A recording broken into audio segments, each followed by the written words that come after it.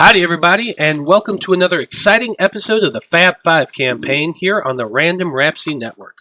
I'm Matthew R. Dawson, your friendly neighborhood host and GM, and joining me around the virtual table today are Alyssa, Joe, Jeremy, Koines, and Kyle. Say hi, everyone. Hello. Hi. Now, I just want to remind everyone that this week we are doing another random game night on Wednesday, June 22nd. Where did December come from? I don't know. But Wednesday, June 22nd. And before that, we will be hosting our good friend Kyle Thomas here of the Faab Five, streaming video games that he's playing from 4 to 7. I think you're doing Batman still? Arkham Knight, yes. Arkham Knight. So there you go. Now, you can keep up to date on everything we do here on the network by following us on Facebook as Random Rhapsody TV and on Twitter as @random_Rhapsody. Okay, that should do it for the announcements. So join us as we dive into the world of Loroupa and continue on with the adventures of the Faab Five.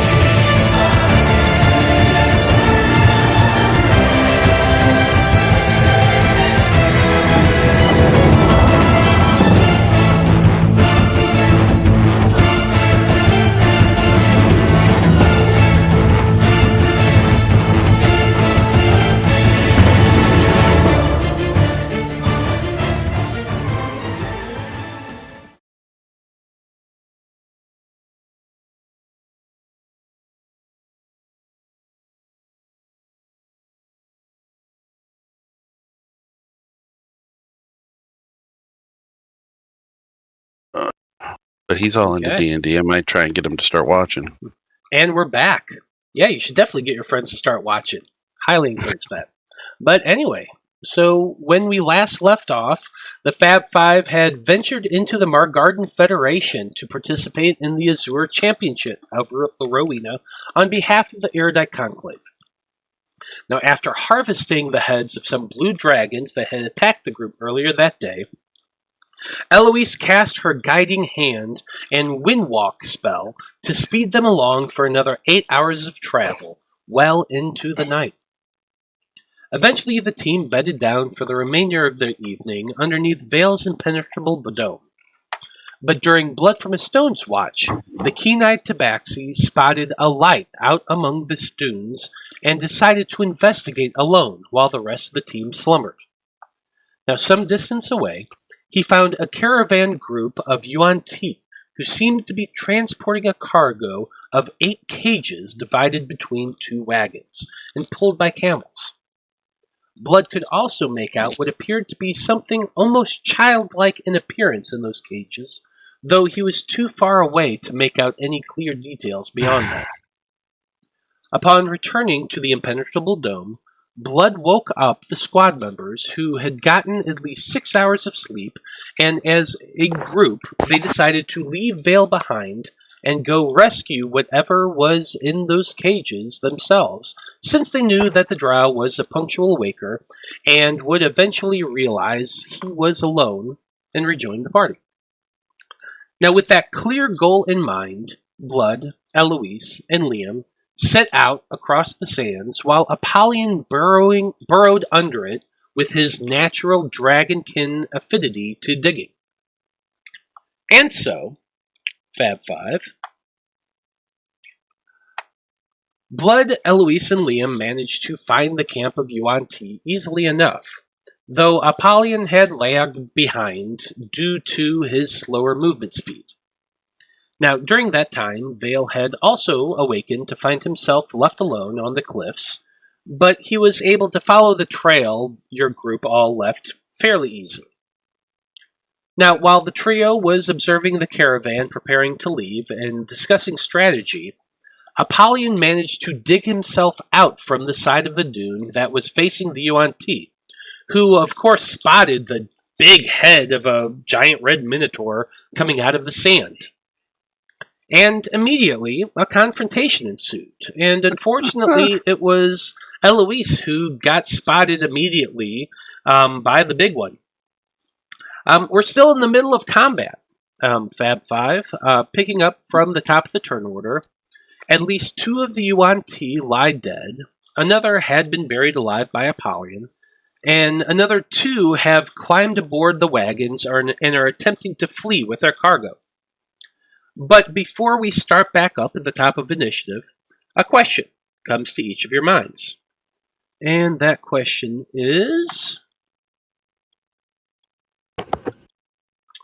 what is your character most envious about regarding anyone in the party? And since Blood from a Stone you rolled, why don't you go ahead and go first? That's a good one. I think I would probably have to end up saying Miss Eloise and the relationship with her father. It's something that I've been missing for quite some time. Hopefully it's something I can repair in the future, but prospects are not very good based off what I did. So yeah, I would definitely have to say it's going to have to be Eloise's relationship with Vulcan. Okay, that's fair. Apollyon, how about you?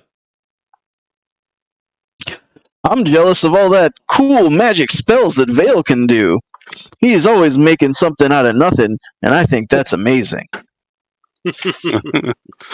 I like it, but you can do some magic of your own, Apollyon.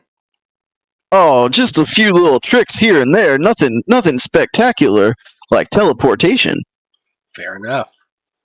Okay, Liam, how about you? Although I often like to play the fool, I think true ignorance is bliss, and so I'm envious of Apollyon most of the time. Kind of like a backhanded compliment. I know, right? Okay, I like it. Necthros Veil, how about you? I would have to say the fact that Eloise has a variety of spells that I do not know and cannot do myself. I'm a little envious of that. Okay. Wow. Yeah. That was a genuine, honest... God damn, where'd that come from? I know, right? Wow. I like it. Okay. Eloise, you're last. How about you? Well, I like the fact that we're all different, and that helps us because everyone's good at different things. I don't want to be like anyone else, because then there'll be 2 of us that are just good at the same things. Not envious of anyone. Interesting. Yeah. A true Eloise answer, if ever there was one. I like it. Just out of curiosity, Alyssa, are you wearing your glasses? Because if so, then Koines is the only one not wearing glasses today. I am, because computer screens hurt my eyes. He's feeling left out. Oh no. Sorry. Yeah, I only wear these when I play D&D and when I watch You're saying? TV, which is there it is. There we go. I can't see shit, though. These are Jessica's glasses. Oh no. Well, hi, You Jess. look like Where's Waldo, buddy? Kinda. Okay. There we go. Gives me the dignified older guy look. Hey. Anyway. Oh my god, we should get Apollyon glasses. Yes, definitely. Okay, Faab Five. Blood, Eloise, and Liam.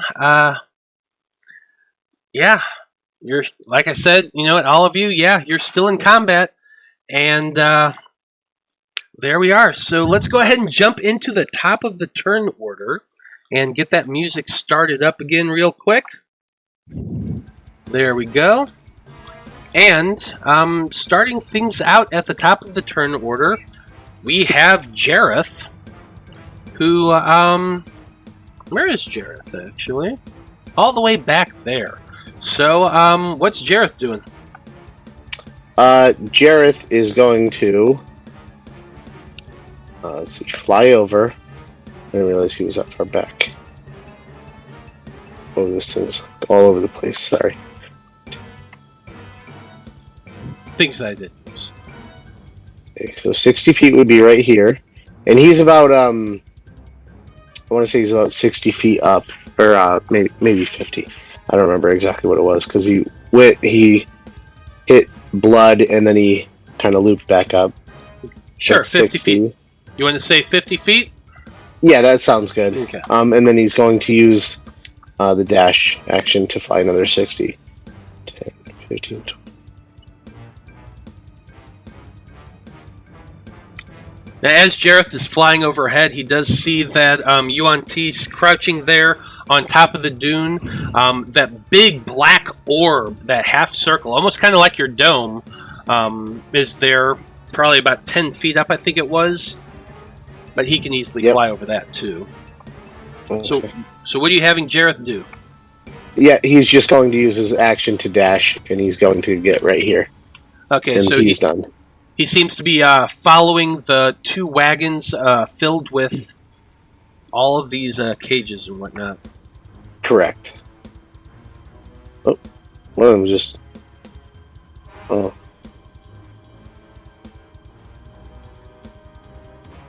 Okay. That's it for Jareth's turn. Next off, we have that Yuan Ti. Where is the Yuan Ti? On the other side of the dune next to Yep, Veil. that's actually the next one over there, who is crouching at the top as you were kind of making your way around that. She can't see you there. What am I going to have her do? And of course my roll 20 doesn't work, so I'm going to have to reload. Give me 1 second.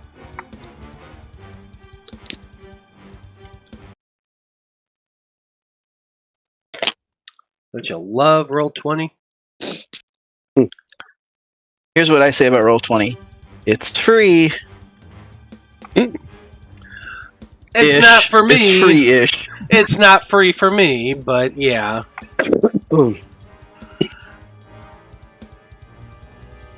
Anywho.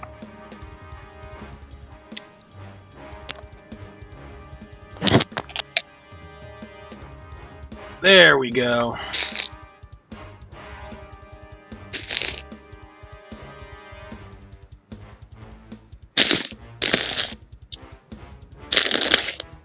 Yeah, crouching there as she is, the only target she can see is Necthros Veil.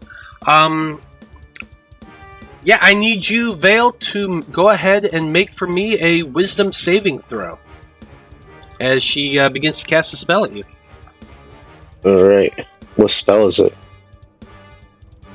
Same thing she was thrown 100 times. That's last week.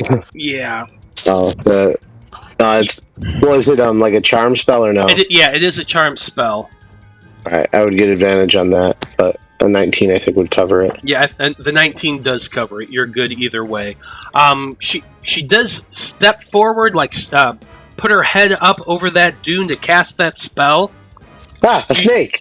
Yeah, definitely. You see her there.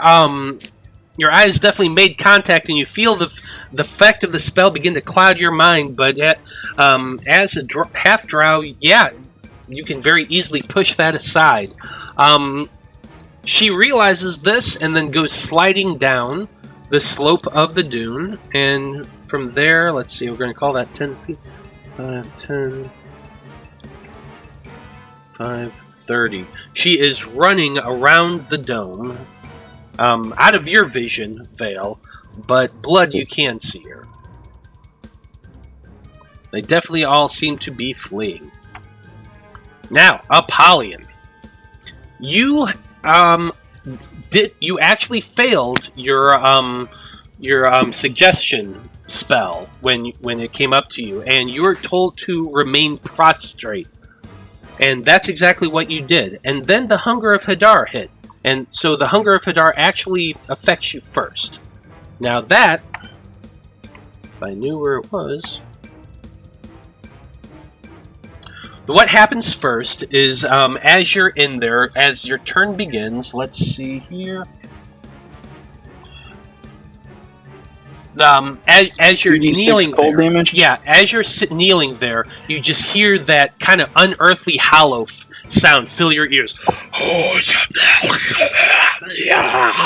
And you feel just these cold tentacles caressing your body all over. And you are going to take, let's see here, 2d6.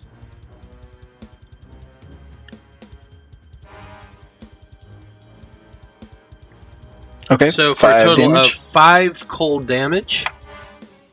Had I taken any damage this encounter? Because my hit points were back to maximum, but I wasn't sure if that was just Roll20 being messed up.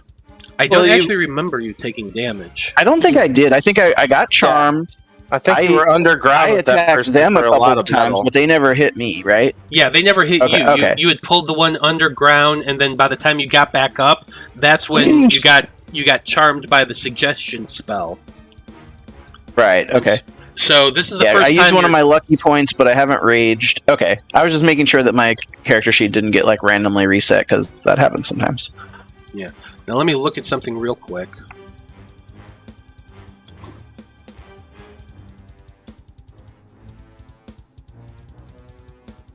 But okay, so now that I've taken damage, That's what I'm looking up right now. I'm looking at the suggestion spell.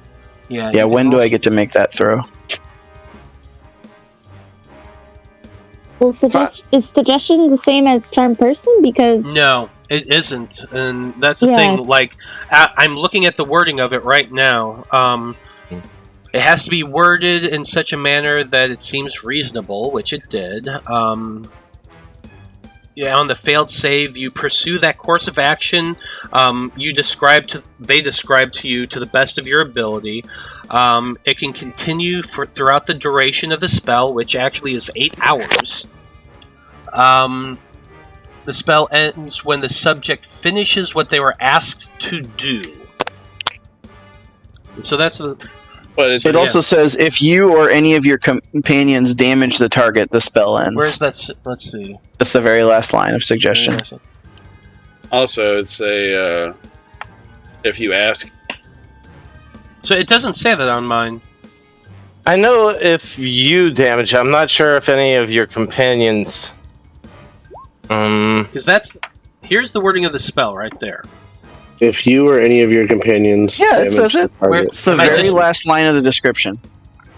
Yeah, you or any of your companions. Yeah. So that I would assume their spell damaging me counts Oh, as now them. I'm seeing it. Yeah. If you or any of your companions take damage, the target. If you or any of your companions damage the target.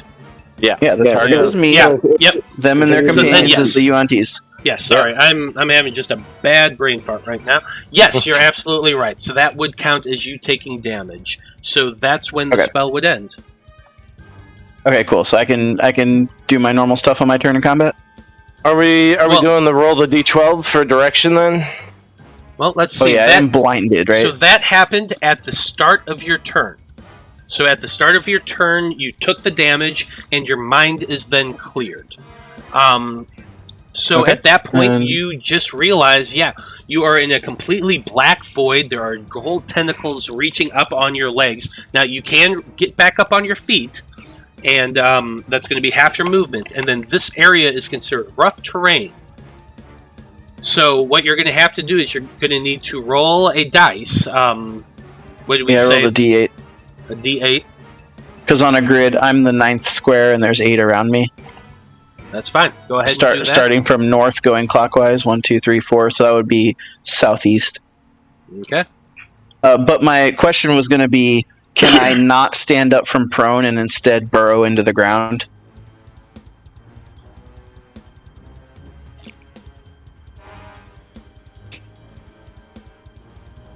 I guess so. Yeah. I can't Okay. think of a reason why Do not. you like sense? Yeah, Sense because I mean, motion on top?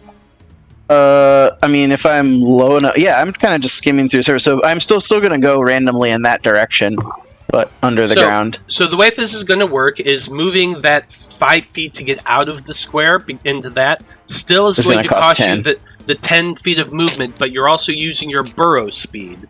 So I think you only have 10 more feet of movement with that.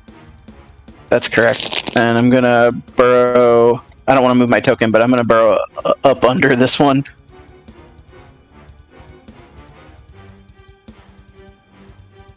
So you're burrowing up where? Up under this Yuan Ti, and then I'm going to jump out of the ground and attack. Okay, so you're just kind of coming right up underneath.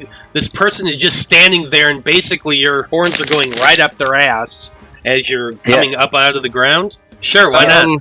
I imagine that he like dives down and then like comes up and just like pops his head up and looks around and then sees like the target Sheldon at that point. In the ball pit.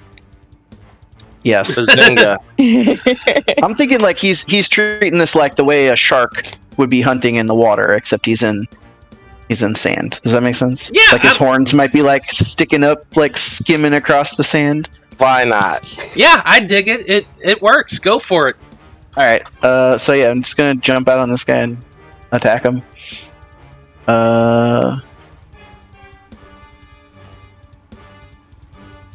We'll use my scimitar. And can I have advantage on the first attack because attacking from cover? Yeah, it's weird, but I'm allowing it. As you're kind of kicking your way up, you're getting halfway out of the ground as you start swinging at this chick. Yeah. Okay, that's a 23. 23 is definitely going to hit. 12 slashing damage. 12 points of slashing damage. Okay. And I'll attack a second time. And I'll just attack reckless. It doesn't matter. I'll just always advantage. Can you do that when you're not raging? Yes. Oh. I think. Let me make sure, but pretty sure. Yeah, you can. It just gives advantage for them to hit you. Yeah. Yep. So yeah, doesn't say anything about rage. So yeah, definitely.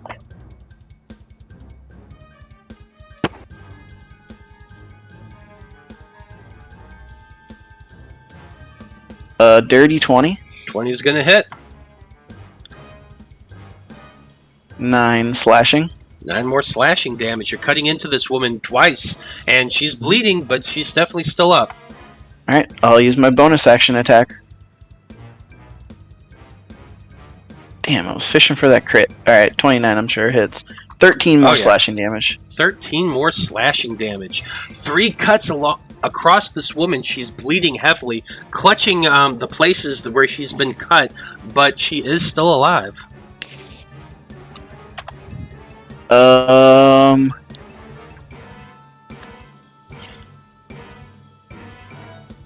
Action surge. Action surge.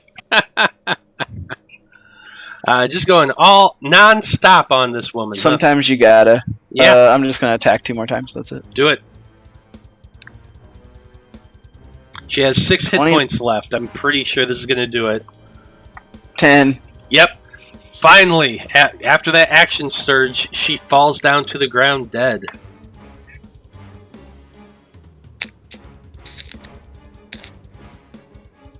You still have some... No, I don't think you really have any movement at this point. I just have an action, and there's nothing else within my range for me to attack. So. Okay, so that's going to be it for your turn. Nice. Still, pretty damn good turn overall. 4 attacks, all hits are good. Yeah, absolutely.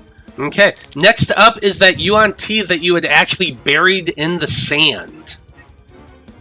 She's underneath this gigantic, the really, really big Yuan Ti, the big burly snake dude.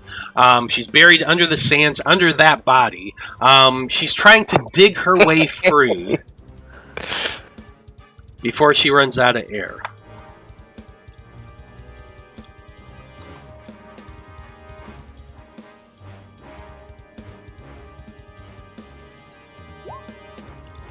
And she's not doing well.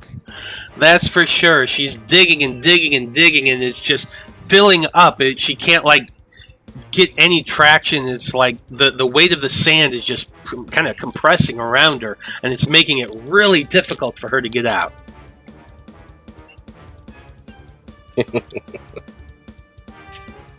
Yes. Fall into my trap of the sand. Yeah, let's see here.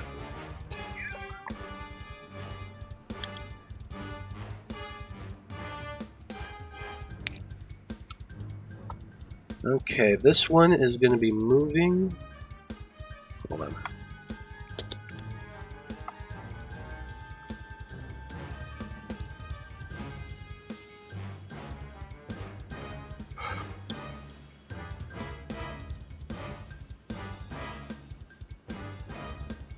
He didn't by any chance kill the one doing the Hunger of Hadar to me, did he? No, he did not. Had to try. Okay. Eloise, I need a wisdom saving throw from you. Oh boy. Okay. Will my sheet load?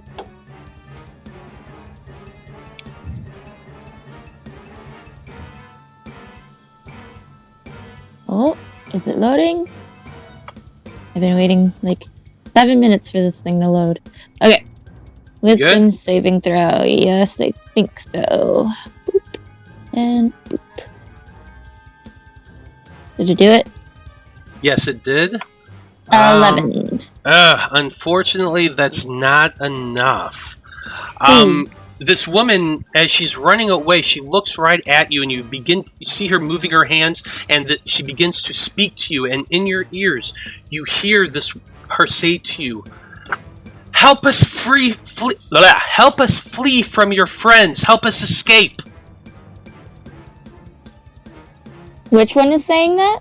This one down here. And The she casts suggestion the supposed to- suggestion Okay. spell on you. Okay. So there it is once more time in chat for you to read, but you are currently compelled to follow this action. You must help these Yuan Ti escape from your friends. Next up, Necthros Veil. What are you doing? Alright, he is going to move. Oops.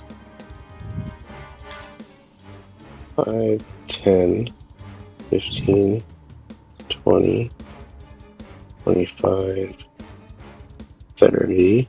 If he's in the square right here, is he in contact with this, Technically, yes, he is. spell? Okay, then I'll move, You'd be over one. this one, I guess. Yeah, there you go. But I can't see, I can't see anything, correct? So on the side of the ridge. Yeah, and anything that's this dome itself is just a big black orb, so you cannot see through it, or it's 10 feet tall, so you wouldn't be able to see over it either. Yeah, no, I just mean like, for instance, I can't see Eloise, correct? Oh, no, you would not be able to, because you're on the other side of that dune that's right there. Okay, then I guess I'll just continue to move. Wait, is my...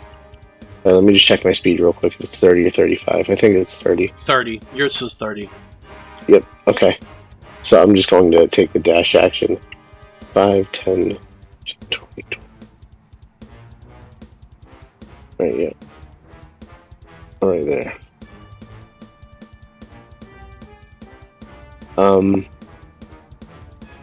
And that'll be my turn. Now, once you get to the top of that dune and are able to see over the crest, that's when you would be able to see Eloise and Apollyon over here. You might be able to see the very tip of the head of this woman. Yeah, I'd say you'd be able to see her because you're kind of higher up on the dune, so you would be able to see her. And you would see the wagons continuing to move. Alright, can I just say that I kind of went up here sneakily? Stealthy, I guess. I mean, I'm to roll for stealth. Well, you have to use your action if you're actively hiding. Okay, then no, that's fine. That I just dashed. Yeah, exactly. Okay.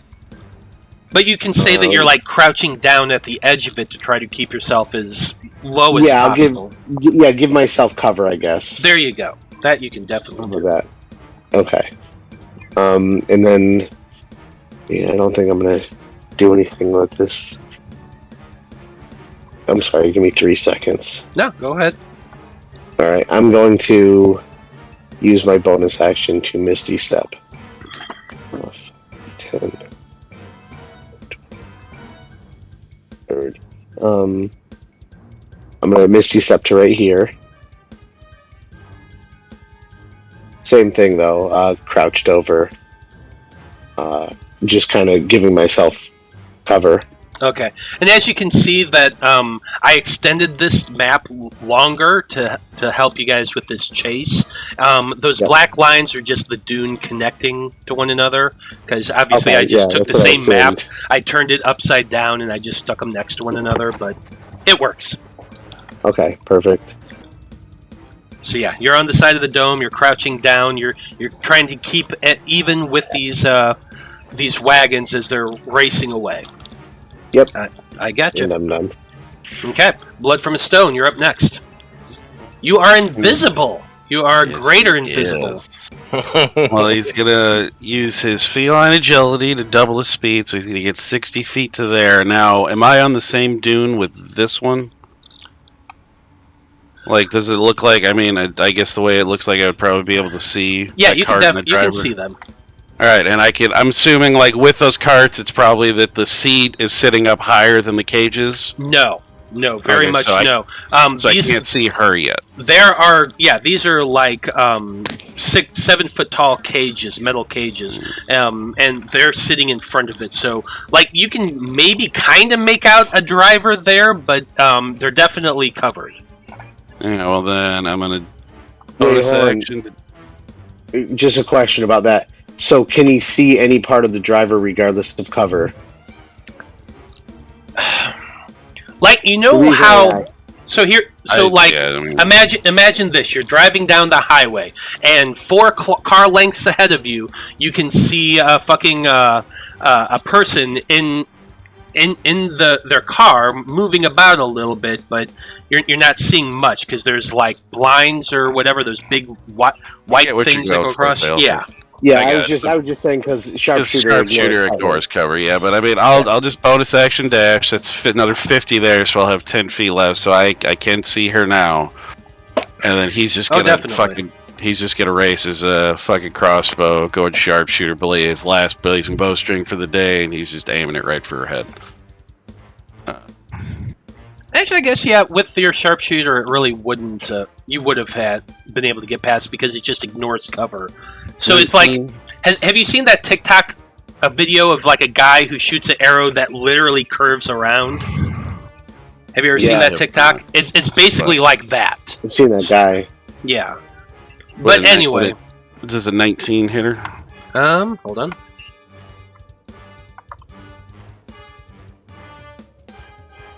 Yes, 19 does hit. Alright. That's right. 35, 42, 47. Yeah, it's just like the bolt goes straight through her head and explodes outward, and she just goes flying. Funk! Where'd he come from? And then... they didn't even acknowledge you were there. They were just, like, hunkered down, hitting the reins, and suddenly, ting! Would I be able to use the last bit, I guess, would I be able to, like, get onto this? How much movement speed do you have left? I had 10 left, so I guess I was here, so I guess I would, if I went to, like, right there... how fast are these carts? Okay, so this is what I want you to... That's moving pretty fucking fast, actually. Okay, camels can go 100 feet around. Well, it all depends, I guess, how fast from where they were. Were they just starting off at a trot? Is she letting her people get on? Like, they were... they're not moving at full speed, so what I'm wanting you to do, you can use your movement, and you're basically trying to make a running jump. Okay? So you're making a long jump, which is a thing. Okay, would that be athletics or acrobatics for that? You're going to use your acrobatics for this. Just let me pull it up. Because I guess he would have been at full speed running up there to get up there to shoot her. So Yeah, exactly. So the way a long jump works is you cover a number of feet up to your strength score that would move at least 10 feet on foot immediately before the jump. When you make the long jump, you can leap only... When you make a standing, you can only do half the distance, but when you're running, you can do a full one. So... it'd be 8 feet, because his strength's an 8. Yeah, so you can... He wouldn't be able to get on. No, what I'm saying is you can get right up on it and make your long jump. Oh, okay. And if you make the acrobatics check for this, Alright. you're going to be able to get on it. But it's a high DC. 16? I'm going to say no, that's not enough. You go running up, you leap. Your claws are outstretched. You're reaching for the side that your claws just scrape against the side of it. Oh, hold on. Anesthetic just... Well, Anesthetic just gave you her inspiration. So if you want to re-roll... Yeah, if you want to re-roll, I'm going to let you re-roll. Oh, yeah. There you go. That's 26. Thank you. She finally gave it the blood. Yeah, there you go. The gods seem to be looking down on you, blood from a stone, and so your claws go out, scratching along the sides. It feels like you're about to lose it, and then suddenly you just grab the edge, and you're on it. You're being pulled along the side. You're kind of hanging off of it a little bit, but you're on there. But that's your turn. Yeah, and then he'll crawl up and stop it next round. Mm-hmm. Is my camera not working for OBS Ninja? So I have it on my phone. I can't see in the chat. Twitch, yeah. It looks like it's working. Yeah, it's working in OBS. It's not working on my thing. So let me try refreshing. it. Huh.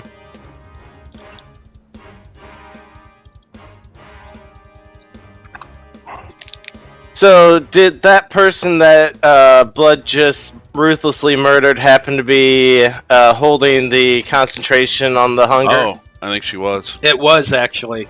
Yay! And Jeremy, no, it's still not coming up for you. Try refreshing your OBS. Okay.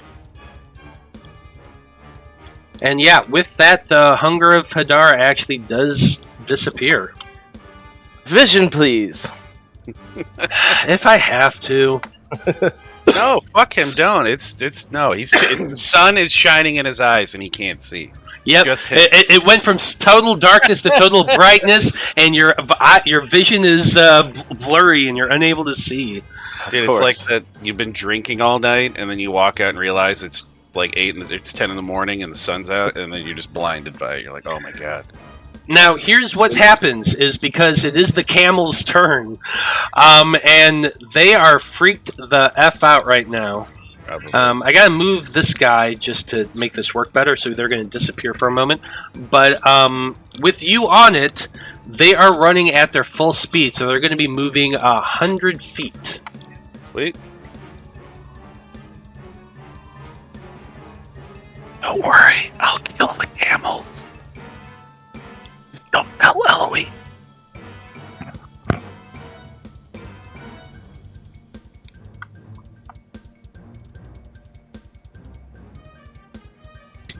Yeah, they're going all the way to the edge of the map there.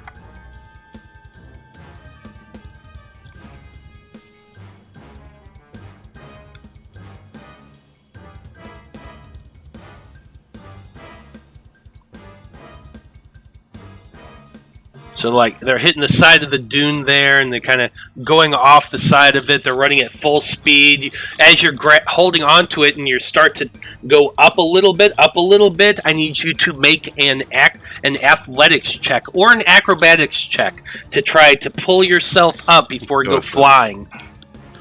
I'm being nice to you. I'm good at. Yes, you are. Yeah. 27.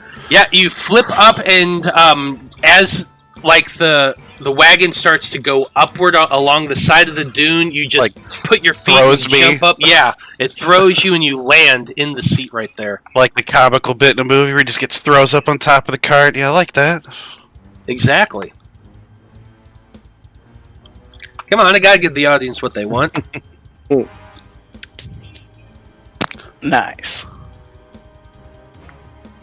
I can't stop the greater invisibility. You can't. You're just invisible. These fucking camels aren't gonna listen to me. Great. A ghost is yanking on their reins. Basically, the wagons are down there. They're towards the bottom, but they're starting to. Yeah, it's all wonky now. Anyway, you know basically where they are. Anywho, Liam, you're no longer being horrified by the worst sounds in the world, and you didn't take as much damage as you could have. So what are you going to do? Alright, so knowing that he got away by the skin of his teeth, he gives a shit-eating grin and sees this one right over here. So he's going to make his way over. And for a bonus action, I'm going to move my hex to this person. Okay. And then with my action, I'll go ahead and take a couple swings here. Those will hit. Yeah, I guarantee they will. Alright, throw a couple hexes in there as well. So that's 31, 35. 35 points of damage. This woman looks severely hurt, but not dead. I slash, and then I move out of her range, and I slide, and I shout back, and you didn't even put out your fire! And I come to a stop, and that's my turn. Did you land in the fire? No, I can just see a I see fire it there. icon. Yeah, I see it Liam there. the drunk says only you could prevent desert fires. Yeah, exactly. Exactly. I like it. Okay, yeah. That's it for their turn. Hold on. Eloise, That dude's dead. you are next. Yeah, so real quick, this isn't I refreshed the page. I'm just gonna get out of my, if it's not working on Twitch, I'm just gonna get out of the camera because it's like kind of annoying to set it up on my phone while I have this. Yeah, I don't know why yours is not coming up for. I don't know. Let me try one more try. Okay. Man, so close to getting a crit with that glaive. Okay, Damn now I do have you. I had to redo your code. Okay. Story of my life. Yep. Ain't that right? Anyway, after Liam, that dude's dead. So, Eloise, at the very bottom of initiative. You've had a bit of a day, haven't you? Uh-huh. So what are you Very doing? much so. Well, I was told to help this lady, and is this one? Can I see that one? Yeah, you can see that one that Liam just came up and slashed the hell out of, and then ran off. Okay. Can I still see the camels? Can you still see what? The camels? Because they are over one of your dunes. Yeah, they are kind of over a dune a bit. You really can't see them too well, no.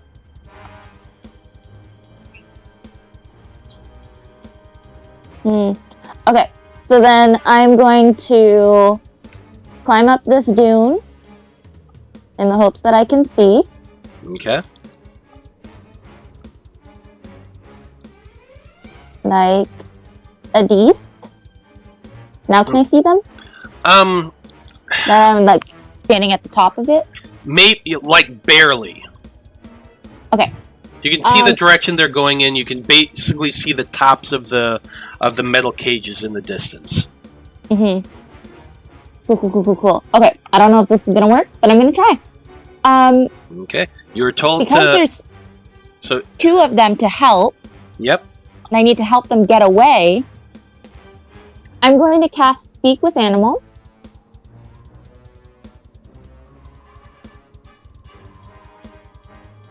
Okay. So that I can speak with the camels, and I'm going to yell out, "Wait! You forgot your drivers! Come back!" I feel like you would know that they wouldn't be able to hear you.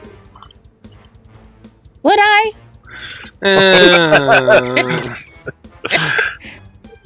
I can roll an intelligence check to see. You know what? Fine, if you really want to. Okay, what would that be? Just roll an intelligence check. Just intelligence? Okay. If you beat a 12, then you know better than that the camels can't hear you. 7. Fair enough. Then you cast speak with animals, and you just scream out at the top of your lungs. Wait, come back. Wait, you forgot your drivers. Come back. They need you. Yeah, that tracks. That does track. Literally, considering the spells that I have prepared, this is the most effective way for me to help more than one singular person. I dig it. I dig Thank you, Matt, for letting us cheer for a low roll. That's yeah, you're welcome. a new one. You're welcome. I love it. You're welcome. That's ridiculous, and I love it. Okay, so yeah, that's what you do. Do you do anything else on your turn? I don't have a... Come on. Okay, hang on. I don't think I have any bonus action spells that can heal me. Well, at least not a cantrip anyways. So... If you've got a potion, that's a bonus action. Ooh, do I? You I think brewed all a the bunch. healing potions... Yeah. They're in my bag of holding. So yeah, can I take one of my potions? Yeah, you can take one of your potions out of your bag of holding, and they're probably kind of slushy and cold. But fortunately, you're a white scale dragonborn, so it don't matter. Potion ices, I love it. Basically, yeah. When they're their best. Are you kidding me? You ever had to get a beer at just the right level of coldness, and you slam it, and it gets all crystally? It's kind of like that. Nice. Okay. Yeah, that's it for Eloise's turn then. Okay, I will take one of the lesser healing potions. Is that 2d2 plus 2 or 1? Yeah, 2d4 plus 2. 2d4 plus 2. For a lesser, yeah. Cool. I shall do that now. Okay. Well, top of the turn order, it is Jareth's turn, so what's Jareth doing? Jareth is going to fly over. Nice. Just getting close. He's going to dash closer to the camels, and that's it. Okay. Sounds good. After Jareth... Yep. I was going to say he's going to be flying at an angle upwards. Upwards. So yeah, every 5 feet he moves, he's also going at an angle up. So how high is he going to be when he gets to the top? He's at about 50 now. We'll say he'll stop at about 80 feet. Okay. And he is now at 80 feet. I'm actually using the green circle to track height. Okay, nice. Good to know. Okay, that's it for Jareth's turn. Next up, we have the Yuan Ti that Liam hexed. And in common, she just screams out, "Damn bandits! Why must you attack us when we are so close?" And she is going to cast Suggestion on you. This is her last suggestion spell of the day, and I need you to make a Wisdom saving throw. Who, me? Who, you, Liam? 15. 15 is enough. They don't have that high of a DC here. Yeah, and then she just yells... Because you're fang face assholes! And she just stomps her feet in frustration, and she's going to use her full movement to run 30 feet in the opposite direction. Aww. 5, 10, 15, 20, 25, 30 to right there. And that's it. That's really all she can do. Apollyon, you're half in, half out of the ground after just killing that Yuan Ti. You're like waist deep in the sand. So what are you doing? So I'll climb up to fully to the surface here. That's just going to cost you 5 feet of movement. Okay. And can I see the camels and the carriages? Make a free perception check. That's why I should have had Eloise do too, but I didn't think about it. So, perception check. Oh, not supposed to be an advantage, but 14. 14, yeah, you can see the cages kind of rattling about over the top of a dune down towards the southwest. Blood told all of us like what he suspected of this, right? Apollyon would have known that there could have been captives. Yeah, he mentioned. Oh yeah, all that's that, right. yeah. I remember. Yeah, I was like, freedom. Yeah, gotta get on that freedom train. I believe I said he saw what looked like a child's hand. All right. I'm going to leap into the air and start flying at a 15-degree angle. I'm just kidding. It doesn't have to be that precise. I'm just gonna dash fly 80 feet. Just dash flat in angle 80 feet. Absolutely. Would Apollyon know what a 15-degree angle is? No. Nope. He doesn't know that we're on squares either. Yeah, exactly. He's just flying at an angle upward, Superman style.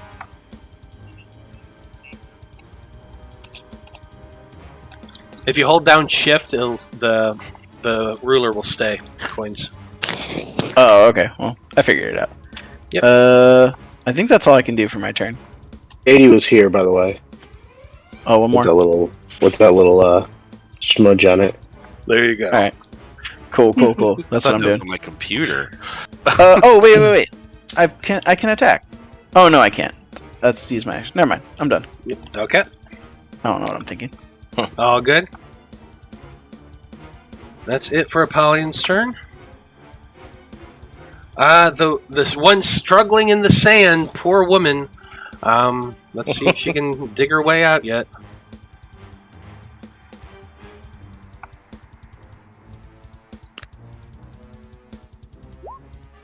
$17. Yeah, she's starting to dig her way out, kicking, and she managed to wiggle her head upward.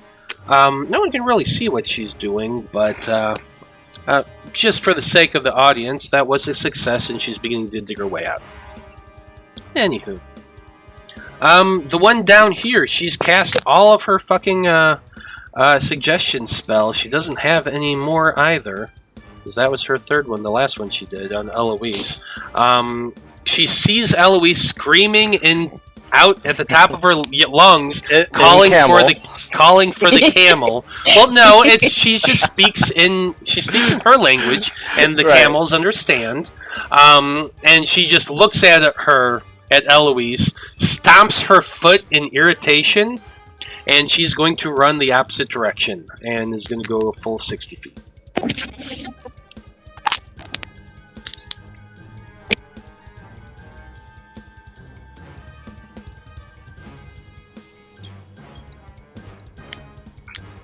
Okay. Necthros Veil, you're up next. Alright, is there any way we can extend this map? Is this not big enough?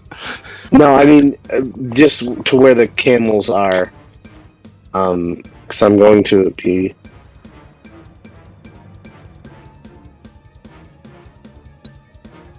I mean, I can make it go outward the opposite direction? I guess it doesn't really matter. Maybe we could put the. This is what Veil's doing. He's going to pull out his staff. Well, he has it out. He's going to brush it off a little. He see what this thing can do, and he's going to shoot out a wall of force. And I'm going to make it 100 feet long, 10 feet high, in a kind of U shape to contain these camels.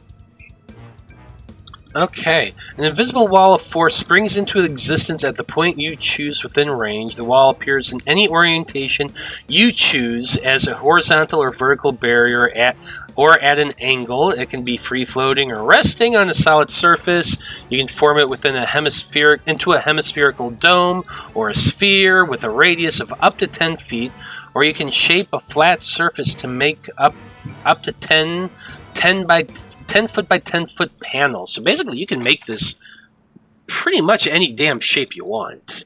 Yeah. Jesus Christ. So it's basically going to be... Yeah, describe this for us.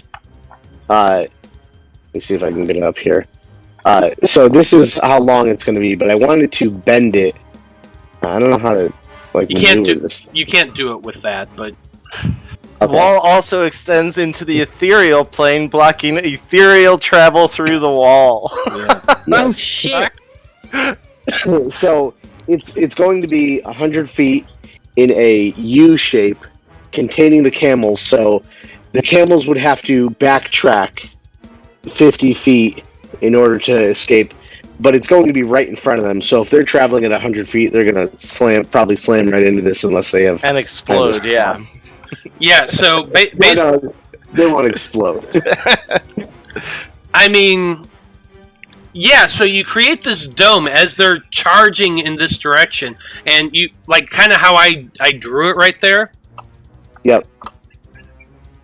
So wait, if you're saying they're going to explode, I'm going to put it on in between the first cart, in between the camel and the cart. That's the case. So is that why you wanted to make it a longer screen so you could set up more of a curve? Yeah. No, well, I wanted to see. I mean, I just don't want. I guess not that Veil really cares about injuring camels. Now that I think about it. So Jeremy, you're just having Veil create a U shape in front of the camels, and whatever happens because you can't Veil's not going to be sitting there thinking in the moment. Is this going to explode these camels? Because that's not that's just something Kyle said. I didn't say that shit, and Veil wouldn't be thinking about that shit. Sorry. Yeah. He's just going to contain the camels in that U shape so they cannot retreat. Sure, absolutely, and it's a wall of force, but you do control a colors, I would assume. Is it just completely invisible, or it is just an invisible wall of force? I'd say it's. It says it's an invisible wall of force. Does it have any color or anything like that? No. Nope. Okay. It's invisible. No, that's fine. That's fine. Okay. Good to know. Interesting. So nobody can really see this but Necthros Veil, who just creates this giant U-shape wall of force to contain these camels and keep them and corral them back. That's the intent, Veil? Yes. Yeah, absolutely. Now, I mean, cool. That's cool. Cool. I like it. Yeah, absolutely. Blood from a Stone. It is your turn. Now, and you're just... I guess he doesn't know. Yeah, you don't know. The thing is it is invisible. So you don't know that something... Yeah. As are you. So he didn't know you're on there, and you don't know there's a wall of force, but you do know that these camels are charging and racing away. If you glance back, the other one doesn't even have a driver. It's just on its own. So they're following this one. So what Blood was planning to do is he's gonna grab the reins, and he realizes they're probably not gonna just stop for an invisible guy shouting, "Hey, fucking stop!" Mm-hmm. So he's gonna take his crossbow and aim it over them, because it is a red bolt that we've established. It's that energy bolt that kind of shoots out. He's gonna fire that over their heads as he was trying to just pull the reins to the left to try and start curving them around.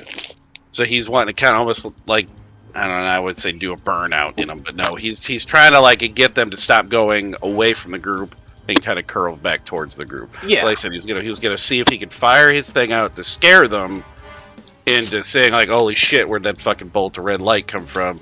and kind of get them to make a turn with it. Okay. And what did it just hit? So what I want you to do is I want you to make an animal handling check, or a deception check. Better. Because you're trying to freak them out with the shot. But if you're using your deception to freak them out, it is freaking them out. Yeah. Well, I mean, he's just trying to get them to not keep going straight. I mean, if they turn, yeah, you're pulling on the reins and shoots. Yeah. Yeah. If it turns, the cart crashes. You know, he can survive that. I hope. So yeah.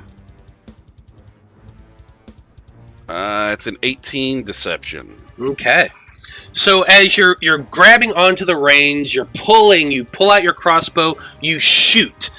When you shoot, it hits this fucking dome that's right in front. This invisible thing, it just pings off of it, and you just see this light that kind of streaks across it, and you're pulling as hard as you can.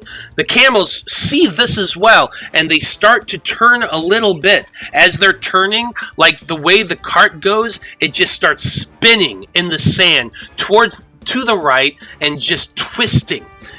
The side of your cart slams against that wall of force. You go flying, hitting it with your full force. You're going to only take 5 points of bludgeoning damage. It's not much, as your back slams against this invisible fucking thing, and all the carts hit it at the same time. The camels slam against it as well. The ones to the right, the ones that hit the wall of force first, just hit it, and like kind of their legs go out from under them, and they skid. And then the whole thing skids, and all of those metal cages go lurching forward, and in the end, this whole thing is just a big pile up, basically, of cages and camels. Of cages, you know what? Cages, camels, and cages, and there's carts. The name of the episode right there. Cages, camels, and carts. Cages, camels, and kitty. So yeah, I guess, you know, when this happens, I guess if it comes to a stop, is he just be like, everybody alive? He goes, oh god. And he's like, I'm gonna fucking kill that wizard. He doesn't know what happened, but he knows it's gotta be that fucking wizard probably, but at least they're stopped, right? Everybody's stopped. Yeah, everybody. Yeah. You're both stopped. You're slammed against this, like, camels look dead. Boom, slammed against the side of it. They're kind of trying to climb to their feet. Okay, they do good. seem to be alive. Everybody hurts. Okay. You, the camels, everything. He's successfully stopped. That's all. And so, Veil, from your perspective, you just saw them like start to curve along your wall of force and slam against the side of it.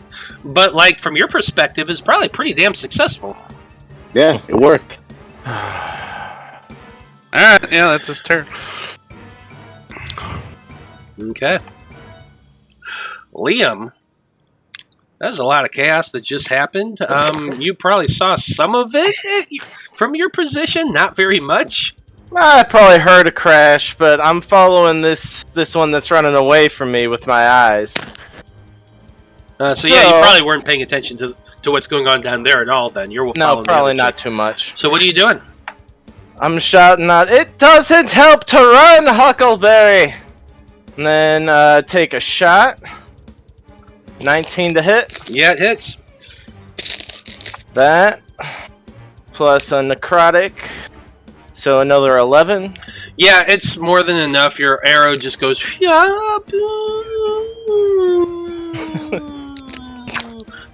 them right in the back, and they just crumple forward dead. Alright. Then I turn my attention, because I saw this one run away. So 5, 10, 15, 20, 25, 30, 35, 40, 45, 50, 55. Right to there. I'm going to move bonus action the hex over to this person now. Okay. And take another shot with my Hexbane bow. Hunting these guys down. Hunting down these poor 16. traitors. Yeah, 16 hits. Nice. All right. Plus a little necrotic. 15 damage. 15 points of damage. Yeah, the arrow flies true and strikes her in her shoulder, and she kind of stumbles forward a little bit, but she's still moving. That is my full turn.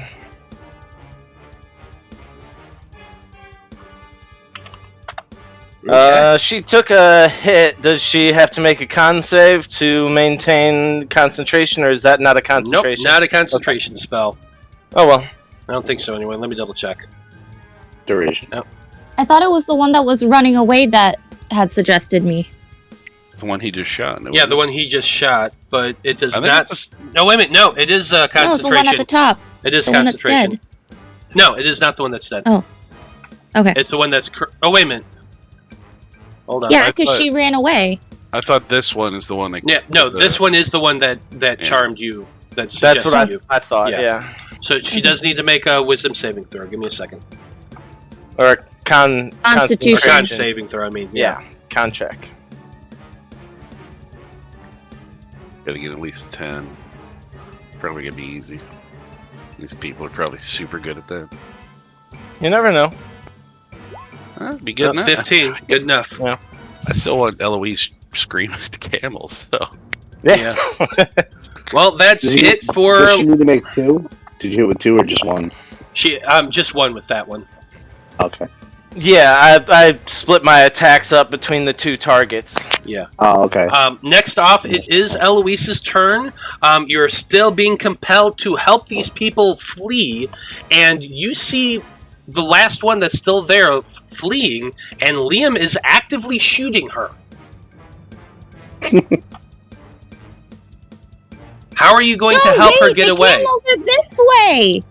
Well, she's clearly not running in that direction, and Liam is actively trying to kill her.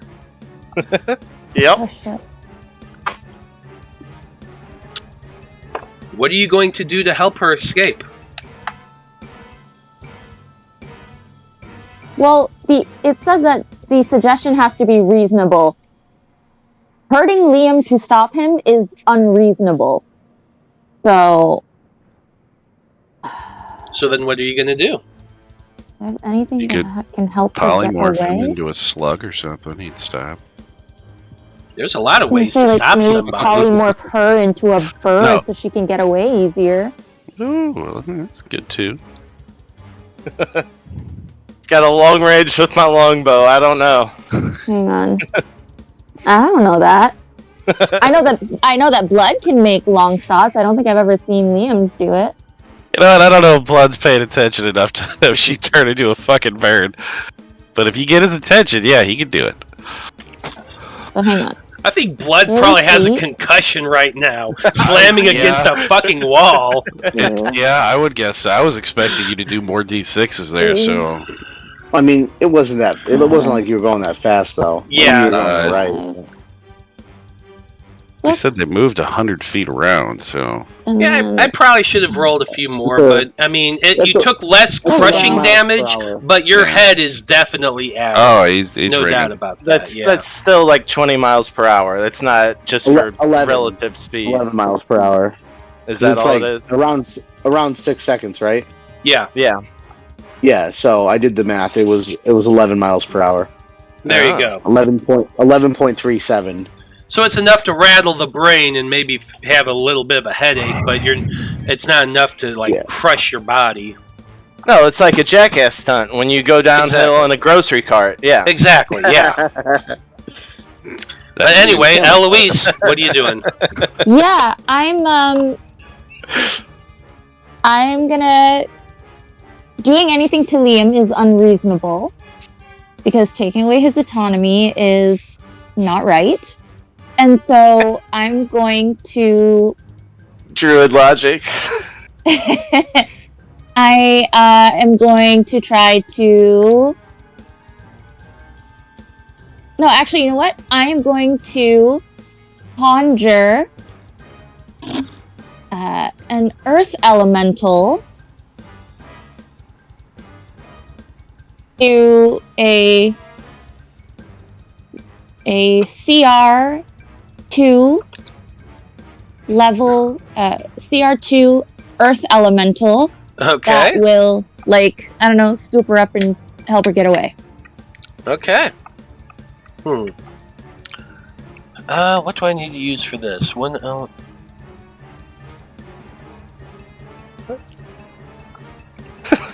She's probably faster on foot, and the Earth Elemental will just walk her real slow away. Well, it's not a construct, so it's an Earth, like, an Earth Elemental can move through Earth, like, easier than Apollyon burrowing. Like, True, but it'd kill her in the process. I'm not saying it's going to, like, go down into the Earth. It's going to scoop her up and Well, okay. get away. I see. I love how it says DM has elemental statistics, but doesn't specify which one. Because it's definitely when not a spell goes, just ask your DM. You're just Yeah. like, CR oh, come on. A a CR2. rating Yeah, of 2. but Earth Elementals have a CR of 5, so I'm trying to figure out which Oh. one I'm supposed to use. An Earthling. Maybe it's supposed to be the elemental spirit. There is a different spell that does that, or maybe it is this one. We just Earth see the summon Elemental, right? elemental. Yeah, this one is that spell is summon elemental that uses the elemental spirit. She's conjuring minor elemental. It's so it's. But I'm gonna fuck it and just say we're gonna use this for now because I don't have anything better to use.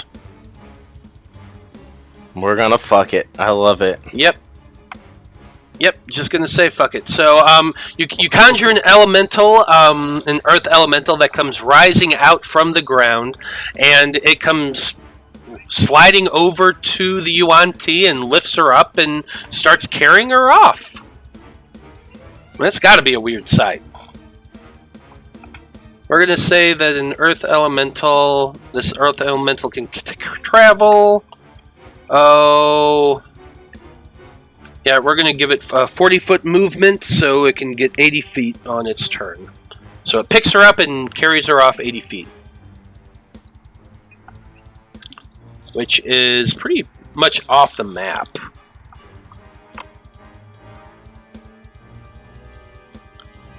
Yeah. I can continue this chase. Oh wait, hang on. The spell takes a minute to cast.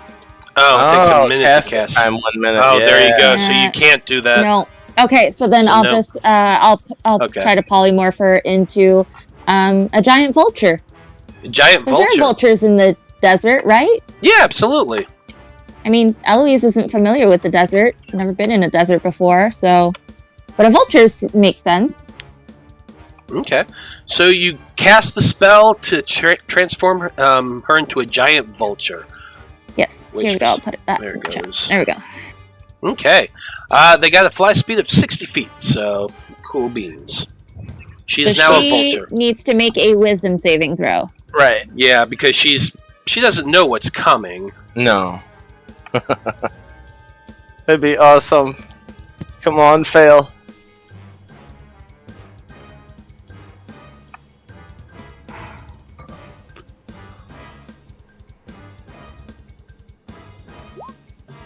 That's a 15, which I believe fails. Yes, because I think Yep, my so spell she save is 16. Yep, so she transforms into a giant vulture. Poof! And is very confused. There you go. Now you can fly away. Okay. Bye. You're welcome. I like it. Top of the order is Jareth. What's Jareth doing? He's gonna stay where he is. Fair enough. He's gonna take the dodge action. What in the what? What happened? Something made a noise. Okay. After that is Apollyon. Apollyon, you just watched as all the carts, the camels, everything just slammed into something invisible, and are now just in a big old heap in a pile over there. What are you doing? Well, I'm in the air, so I'm gonna fly down there.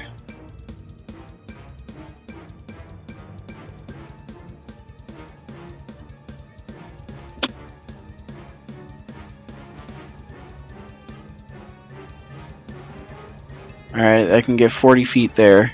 Okay. And yeah, do I see anybody that I can help? You fly and you land there next to the cages, and you can see there's bodies in a heap. They seem to be covered in lots and lots of rags and furs and things of that nature, and it almost just looks like big old lumps of cloth and whatnot, because they're all just kind of clumped down and smashed against the side. Half the cages are on one side or upside down, and whatever they're moving, you can definitely see movement there, but you can't get a clear view of what they are. I call out and I say, "Don't worry, I'm here to rescue you." And I'm gonna try to go open the gate. Okay. You go over to the nearest cage. It is a metal cage. It is securely locked. Go ahead and give me an athletics check. Come with me if you want to live. This isn't going to be good.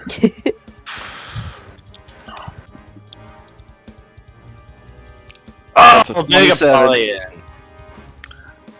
Okay. Yeah, so Boy. what happens I just is rip it right off the hinges.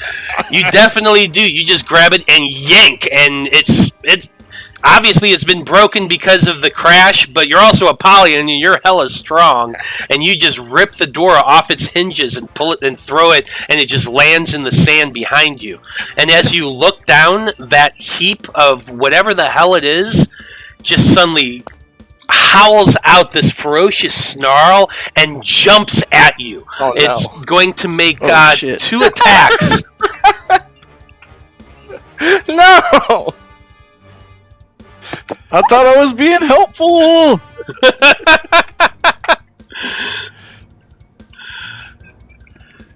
Down, Poochie. Watch this just be like a freaking traveling circus. And these are the circus animals, and we just killed a bunch of performers. I'm sure each box holds something of value. Not all of them are animals. Still means we killed innocent. Oh, no, we How did you miss that point? So I know the 12 doesn't hit, but the nat 20 does. We didn't kill any innocents. Hold on a second. Okay. Sure. Yeah, 12 for damage. 12 points of damage, and this thing just jumps out at you. This feral-looking thing. It looks human.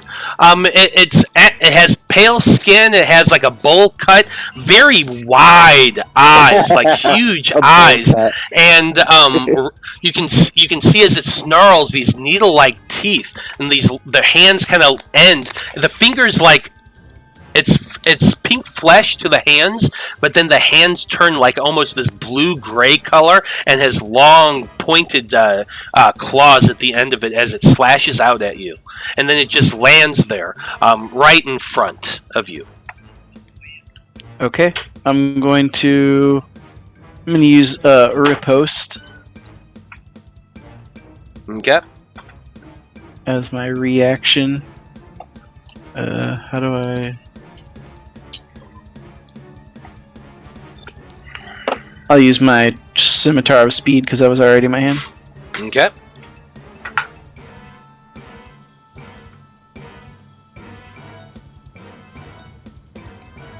If you hit, add superiority dial to the roll. Okay.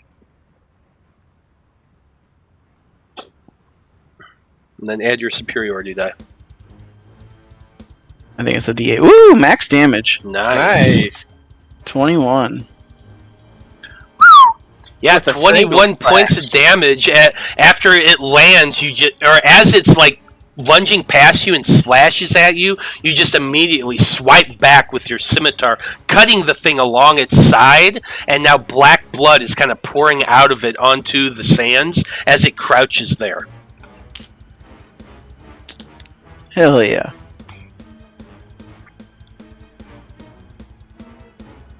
Gonna We're put just that gonna into kill the initiative. creatures we tried to save. I'm not there.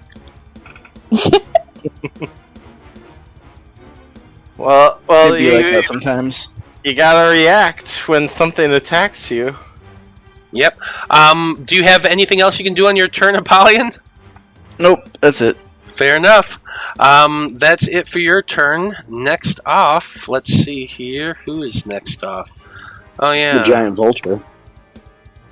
Yeah, one of those... Is one of those the one crawling out of the sand, I guess, that you got two there? Yeah, one of them is the one that was buried underneath the sand that you all forgot about, so don't metagame that you're remembering now. But it's, No, I don't. I know. I'm playing. I'm just playing. Now, it is the one that was turned into a vulture, and it's going to be using its total. How much did we say it was?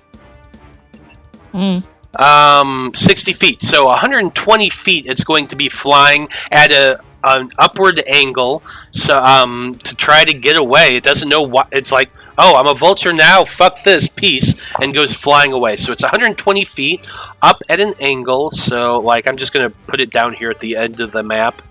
We're gonna say, there we If you go. ever come back, we'll kill you. Yeah.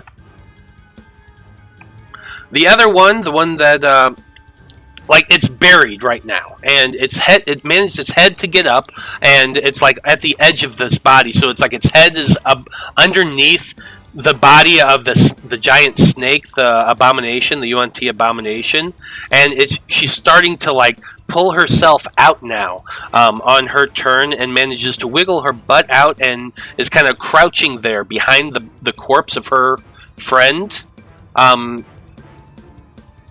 Sees as much as she can see, and then she is going to, flee like a rational person. So she I'm going to save half of her movement to get out, plus another 5. So she has 10 feet left.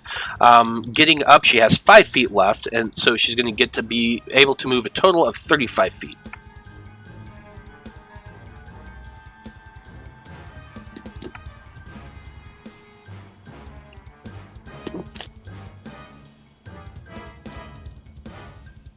So she did make it up and down to the other side of the dune and is just running at as fast as she can, trying to get away.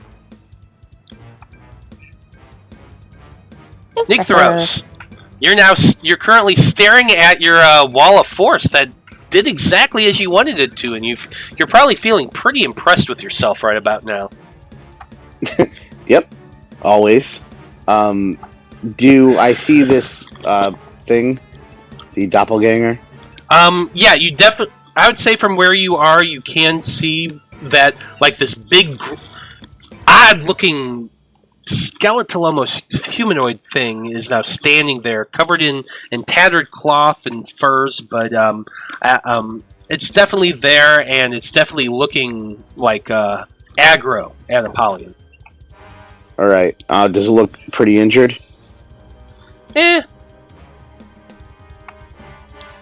Okay. You only see one. You can barely see the fact that it's like holding its side, but that's really all you can tell from this distance. Okay. Then what I'm going to do is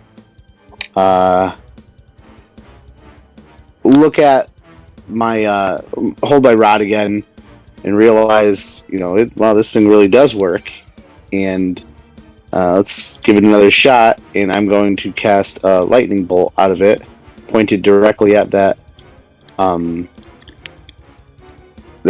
feral thing in a line so it doesn't hit Apollyon. Well, let's see if you can actually do that. I'm going to say you're probably going to have to like move up 5 feet to get on top of that dune to see that. That's fine. And if you need me, I can move more to angle myself to make it so it doesn't hit Apollyon. Well, you cannot move there because there's a wall of force right between you and the thing. Correct. So, like, if doing it from there, you're going to hit Apollyon. Doing How it from from- there, you're going to hit Apollyon. Is the wall of Or from force here. going to stop your lightning? Yeah. He has to move around it, yeah. Ah. Dang it. All right, how about here?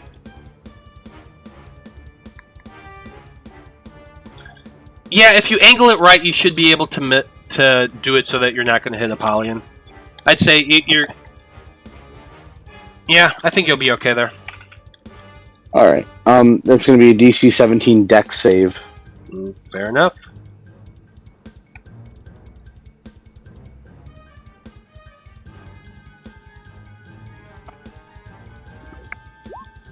Well, that's a 9, so that's a failure. That's 23 points of lightning damage. I just rolled.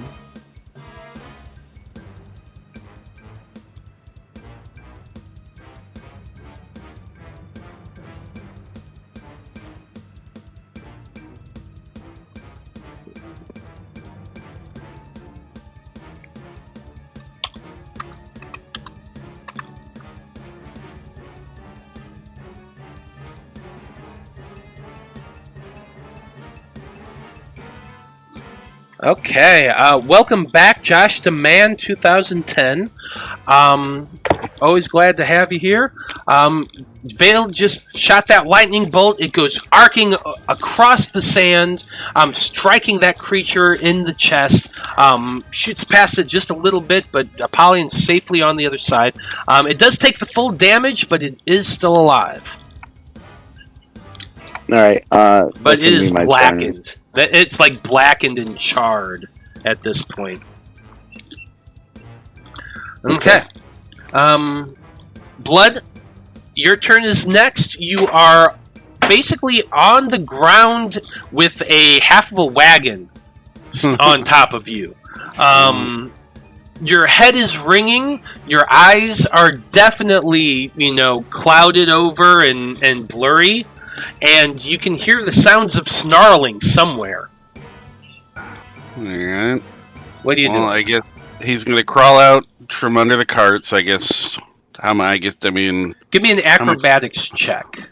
how much crawl speed he can get here. Let's Yeah. get a good one. 27. Yeah, good enough. You're still gonna have to. You're losing half your movement by getting up, Okay. but you're not losing anything extra. But you're still dizzy as fuck. Your eyes are blurry. Your head probably aches. Alright. So I guess he would have 15 feet left, which he can get to here. Now, is he going to be able to focus on this creature at all?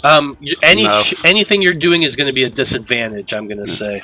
Well, I was just going to say, I mean, if he can see what it is, would this be something that he would recognize from his times living?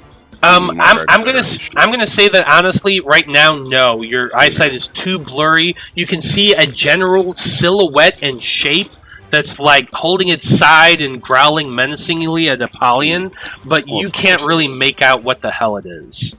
Well, I mean, he's just going to kind of stumble out there and realize, he's still invisible, but he's just going to start screaming. He goes, "Why are you attacking the things we just saved?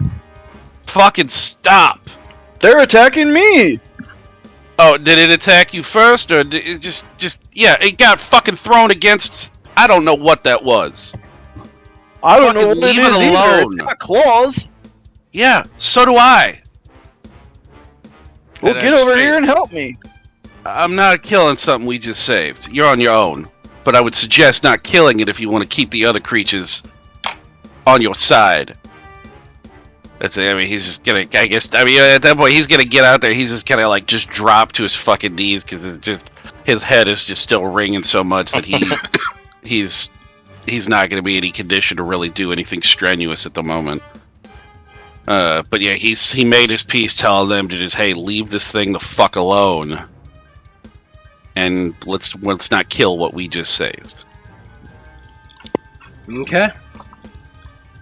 Well, that's it for your turn. The camels are trying to climb to their feet, and you can hear the the wagons rustling and shaking, and like there's definitely some moans of pain coming from these creatures as they're all trying to get up. Liam, it's your turn. Let's see. All right. So let's see. They were right there, and then 45, they got another 120 feet. Yeah. So yeah. So that they're 165. 165. Yeah. All right. So what I'm gonna do to pursue this person is, go 55 plus 55 using a bonus action to do Step of the Wind, catching me up 110 feet, narrowing the gap to around, 55 then? Sure. So I'll go from there and take 2 shots with the longbow. I can get 120 feet, I believe. Okay, take your 2 shots. Excellent.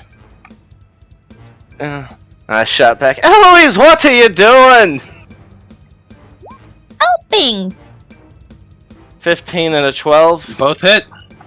Nice. It's got an AC of 10. It's a bird. That's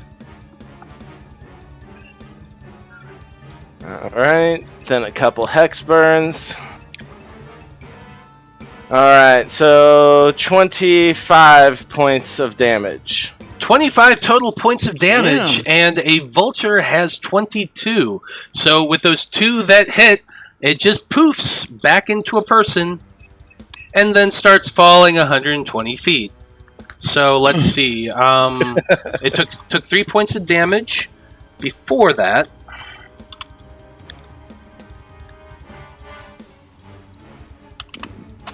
Okay, and then 12d6. Let's see what happens.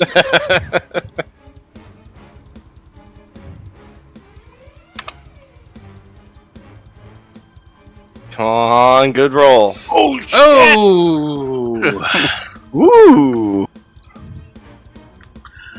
Yeah, Yes! Sure enough. Sure enough, it lands and like just a plume of sand comes up and in the distance, and she is not moving and buried down in the Here in sand. the distance. That was a pretty good shot. You didn't see it. Your eyes were blurry. Fuck you. He knows when someone knows. a good shot. He felt it in his soul. He's like, God damn, that's a good shot. Okay, it is now the individual that is standing there, and as it stands up, it seems to like be growing in size, and it goes from a small-ish sized humanoid to a more medium size, almost the same height as you, Apollyon. Its head seems to elongate a little bit. Let's see here. Its head elongates a little bit. Its mouth seems to like cover over, and it no longer has a slit for a mouth. It does still have ears, slightly pointed ears, and its eyes have gone milky white as it regards you. It's now completely hairless, and the marbling of its muscles give it a very foreign and almost alien appearance. You can see that its ribs now much more defined in the hollow of its chest, and it does not seem to have any sort of gender whatsoever as it stands before you now. The cloth fabric seems to fall away, and as you you're standing there in front of you, this is a creature you definitely have never seen before in your life, Apollyon. But it's kind of a grayish humanoid, and blood. Oh, so you are a person. Yeah, blood. Ish. It looks over at you because you're the one who is yelling out not to. What are you doing? Why are you hurting these people? And you hear a voice in your mind speak to you. Who are you? Well, my name is Blood from Stone. We call ourselves a Faab Five. We're headed to Rowina. Why were you in cages? Our kind are hunted and often killed by hunters of your kinds. my kind. Well, he can't see me. I apologize. Oh, wait a minute. He can't see you at all. Yeah, you're invisible. Well, I couldn't have done that. He couldn't have connected to you. So never mind. Fuck. I forgot you're invisible. Yeah. That's my bad. So instead, no.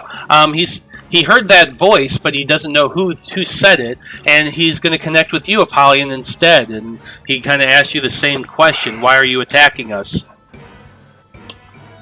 Yeah, I'll probably literally say the same thing as Yeah. Blood. Like, why are you in cages? Yeah, and he does explain that his kind were hunted and captured, and are often captured and sold.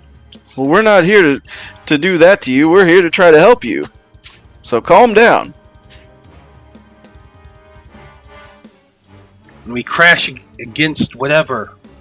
We thought big monster coming to eat the caravan. And then That's he looks still up a at possibility. you. And he like flexes his claws.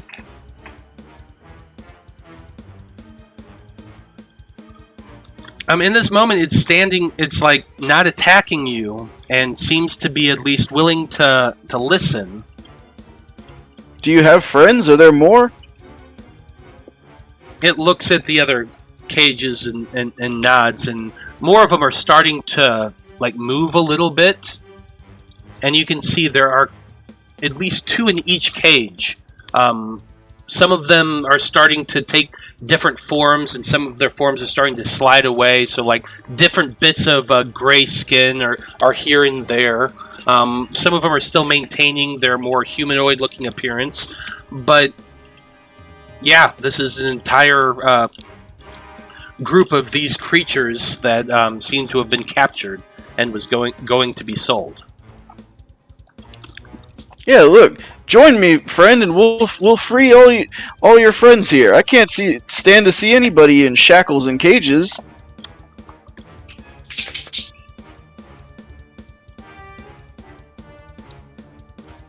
The creature kind of looks at you and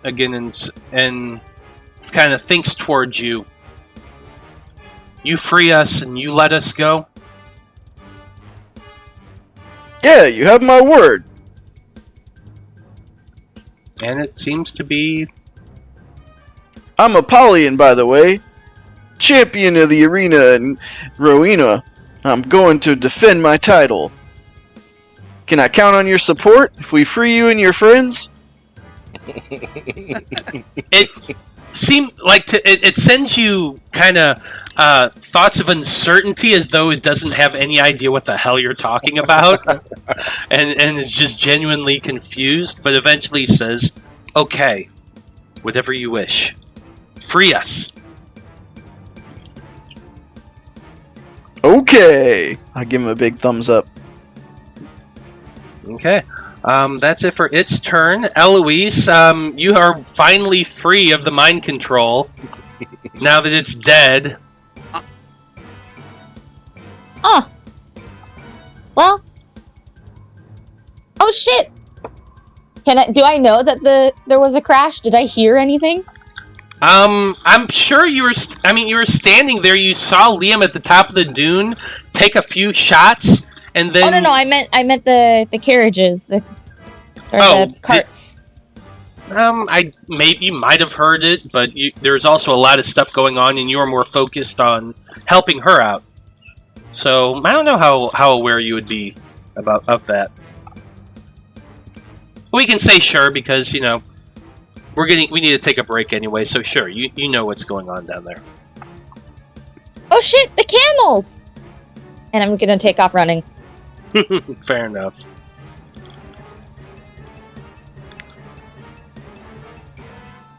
Well, for the sake of brevity,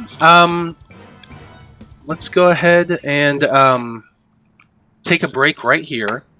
For the most part, all of the Yuan Ti seem to be dead, and yeah, I guess that one did get away. No one was watching that one as it crawled out of the sand. We forgot about him.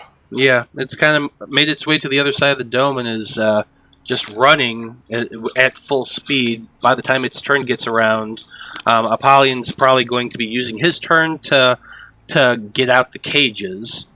And so after that, it's their turn. They're probably just going to keep running. So for the sake of brevity, I'm going to say let's go ahead and just assume that they get away. The rest of them are all dead. The camels are injured. The wagons are probably kind of fucked up, and Apollyon's ripping doors off of cages. But you at least seem to have won the day, and are now rescuing these odd-looking gray-skinned creatures, and that seem to be somewhat intelligent. So we'll find out more about that when we come back in about 10 minutes, folks. We're going to take a quick break, but we'll be back soon, so stay tuned. All right.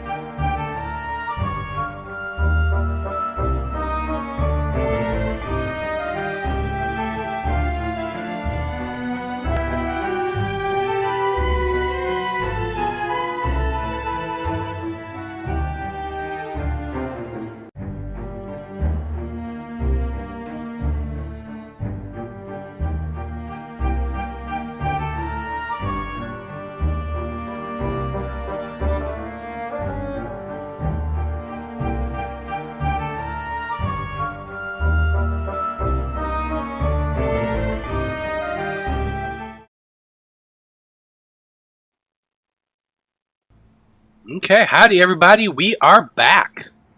And, when we last left off, the Faab Five had just annihilated a group of traveling Yuan Ti carrying carts filled with cages, which as they're looking in them now, and Apollion's starting to rip off the hinges, Josh demands said bye, then hi. So hi, we're back.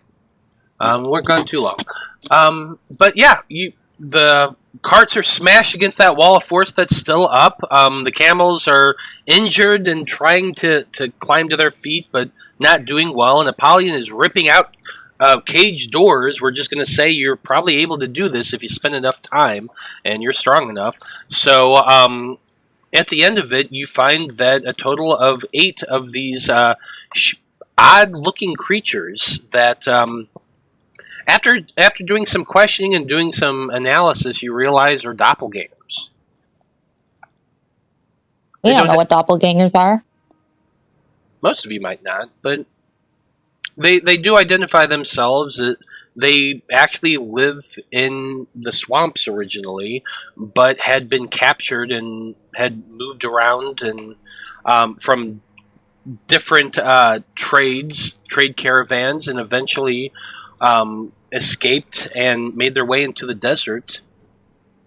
But Josh is asking if it would be good if he healed the camels. Sure, you can heal the camels if you want to. That would definitely help them out. Well, I was just about to say, yep. By the point that Apollyon has finished tearing all the doors off of, or the whatever, the cages and stuff, has Eloise made her way to them yet? Yeah, I'd say you could make your way. It'd only take you like 12 seconds to run down there, so you're good. You'd be out of initiative at this point? Yeah, you're really out of initiative at this point. I'd like to think at some point blood fucking comes back into being after that minute. It's probably taken some time. Your head's foggy, but after a few minutes... Well, I would like to think he's also meant the invisibility. Now. Yeah. Oh, the invisibility? He's visible and he's a little more How long coherent. does the invisibility last? It's a minute. Oh, then yeah, you've That's why I was asking if we were out of initiative. Yeah, you've transformed. You're no longer invisible. Like, you think he probably threw up a couple of times just from the head trauma a little bit there? Probably. How long does the wall of force last? 10 minutes, I think. Yeah, 10 minutes. Okay, then that's still up for at least a few more minutes as you're all making your way down there. But yeah, the doppelgangers do convey that they had been captured by those Yuan Ti, and they were being taken somewhere from what they could understand, to fight in some sort of arena. Oh, But- That's what I figured. okay. So that means you're being sold to the syndicate. That's. I was hoping we could take you and you could escape there, but Little conflict of interest. no, I don't. I don't wish them to be sold. They don't deserve that. I mean, they're from the Gentler Wastes. They said, or Well, would that They or were no, I guess- captured in the Gentler Wastes. Okay. I mean, I guess Blood would say, like, I guess once they get everybody out, and I guess there's children in and amongst them as well. So they can actually shapeshift their size. Okay. Josh Demand's asking who needs healing. He wants to heal somebody. I would say Eloise probably. Didn't she Okay. take a beating? Yeah, definitely. she took a good head to kill that guy. Yeah, go ahead, took Josh a while. Demand. No damage. Go ahead and redeem your healing surge to heal up Eloise, who desperately needs it. I would think that these things, they probably have ages though. I mean, if I guess is this his actual form, his normal form, that they're in that weird androgynous kind of naked muscled thing? Yeah, that's their actual form. Okay. And like some of them are bigger, some of them are smaller. None of them really appear to be actual children. They're just they can take different forms, and at the time they're in very narrow cages, so they're taking small forms. Josh Demand, he sends a healing surge out, and Eloise, you feel the gods kind of looking down on you with favor, and you're healed for 12 Pretty points of good. healing. Pretty good roll. Awesome. While all this conversing is happening, I also cast Aura Vitality just so I can hit the camels. How many of the doppelgangers are there? There's a total of 8. Did they take damage in the Oh, yeah, slamming against they their all cage? did. Yeah, yes. so I'm going to hit each of the doppelgangers, Okay. and then probably... hold on. Not... Okay, it is adjusting that. And then probably no, and then 2 of the camels. Okay. I can hit 10 You can hit 10. things, right? Then Because it lasts up to a minute, and it's a bonus action to... Yeah, you can give 2d6 Yeah, so to each every one. 6 seconds, yeah. yeah. Well, Yeah. we're not in initiative, though, so I don't... Would a bonus action still... So basically, what you're doing be is you're 6 just seconds? you're telling everyone you're casting the spell, and they're preparing themselves so they can all move around, and you can basically hit 10 individuals with that 2d6 healing. Sure. So you can hit 8 of the doppelgangers and 2 camels, or you could hit All right. 4 camels and 6, or however you want to spread it out.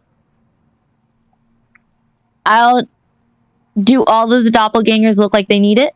I mean, they're all banged up and not looking like none of them have broken bones, significant but damage. one of them looks like he's barely hanging on. He's holding his side. That's the one the Apollyon slashed with his sword, I mean, and then got zapped by lightning.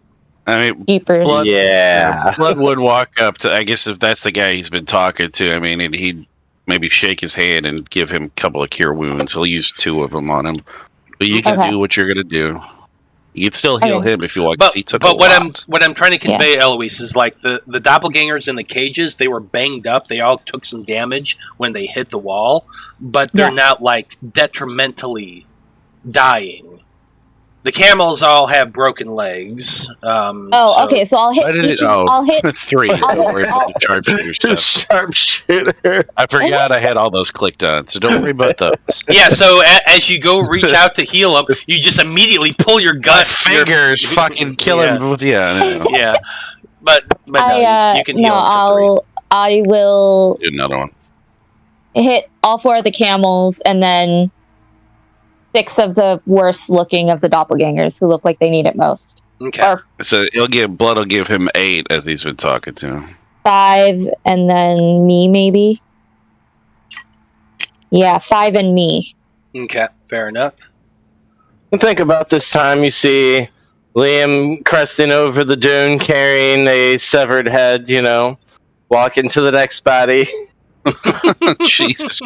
Yeah, Lifted up his glaive. Gathering another head. Liam is just walking around slicing the heads off of people. Because Yuan Ti aren't really monsters. They are actual beings that live in the Margarden Federation. And yeah, they just love human sacrifice and preserving themselves above all else. I mean, says the guy who literally just wiped them all out. It wasn't genocide, all right? Yeah. There's more Yuan Ti out there. Don't put that on me. They really aren't all that bad. Yeah, they're really not. They're just people, but you're going around cutting their heads off. I'm getting paid, yo. Who attacked They're not getting paid for this. Are the carts salvageable? I'm gonna say they look banged up. They're not like nothing's. The axles aren't broken. The wheels seem sturdy. They just kind of slid and hit the side of it, and everything lurched. Oh God! I just realized I do have. I got Tinkerer's tools now. Could I help? I guess Tinkerer's tools wouldn't work with that. Not really. That's more helping to reset stuff. That's more of a downtime thing. Yeah. Well, I was to say he could, if he had Smith's tools, he could help put shit back together. But he'll just tell you. But I don't. I bet in our just our regular packs we have the items to fix a wooden cart. I don't think you would normally. Why would anyone? Okay, so you'd have a hammer to stake your tent into the ground. Do you have a hammer on your inventory sheet? I think I do, actually. Hold on. You might. I also have proficiency in land vehicles. Yeah, so you know how to drive them. You know how they function. But they're not broken. You're making a problem when there isn't one. Oh, they're not broken. Okay. I'm trying to tell you they're not broken. You don't need to fix them. We don't need to debate about what tools we use. Okay. I mean, could you? Maybe if it was an issue, but it's not. They're not broken. Cool. Can I, with my proficiency, just give me the ability to kind of look them over and make sure they function correctly? Sure. Go ahead and make a perception check. Okay.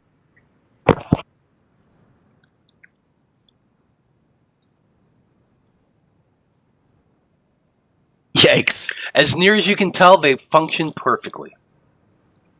Well, nothing wrong with the wagons. We can take them out of here if you want. Well, we're going to let them have them, buddy. We don't need them, remember? Oh, yeah. Eloise can do the arrow wind. Yeah, we don't need to worry about that.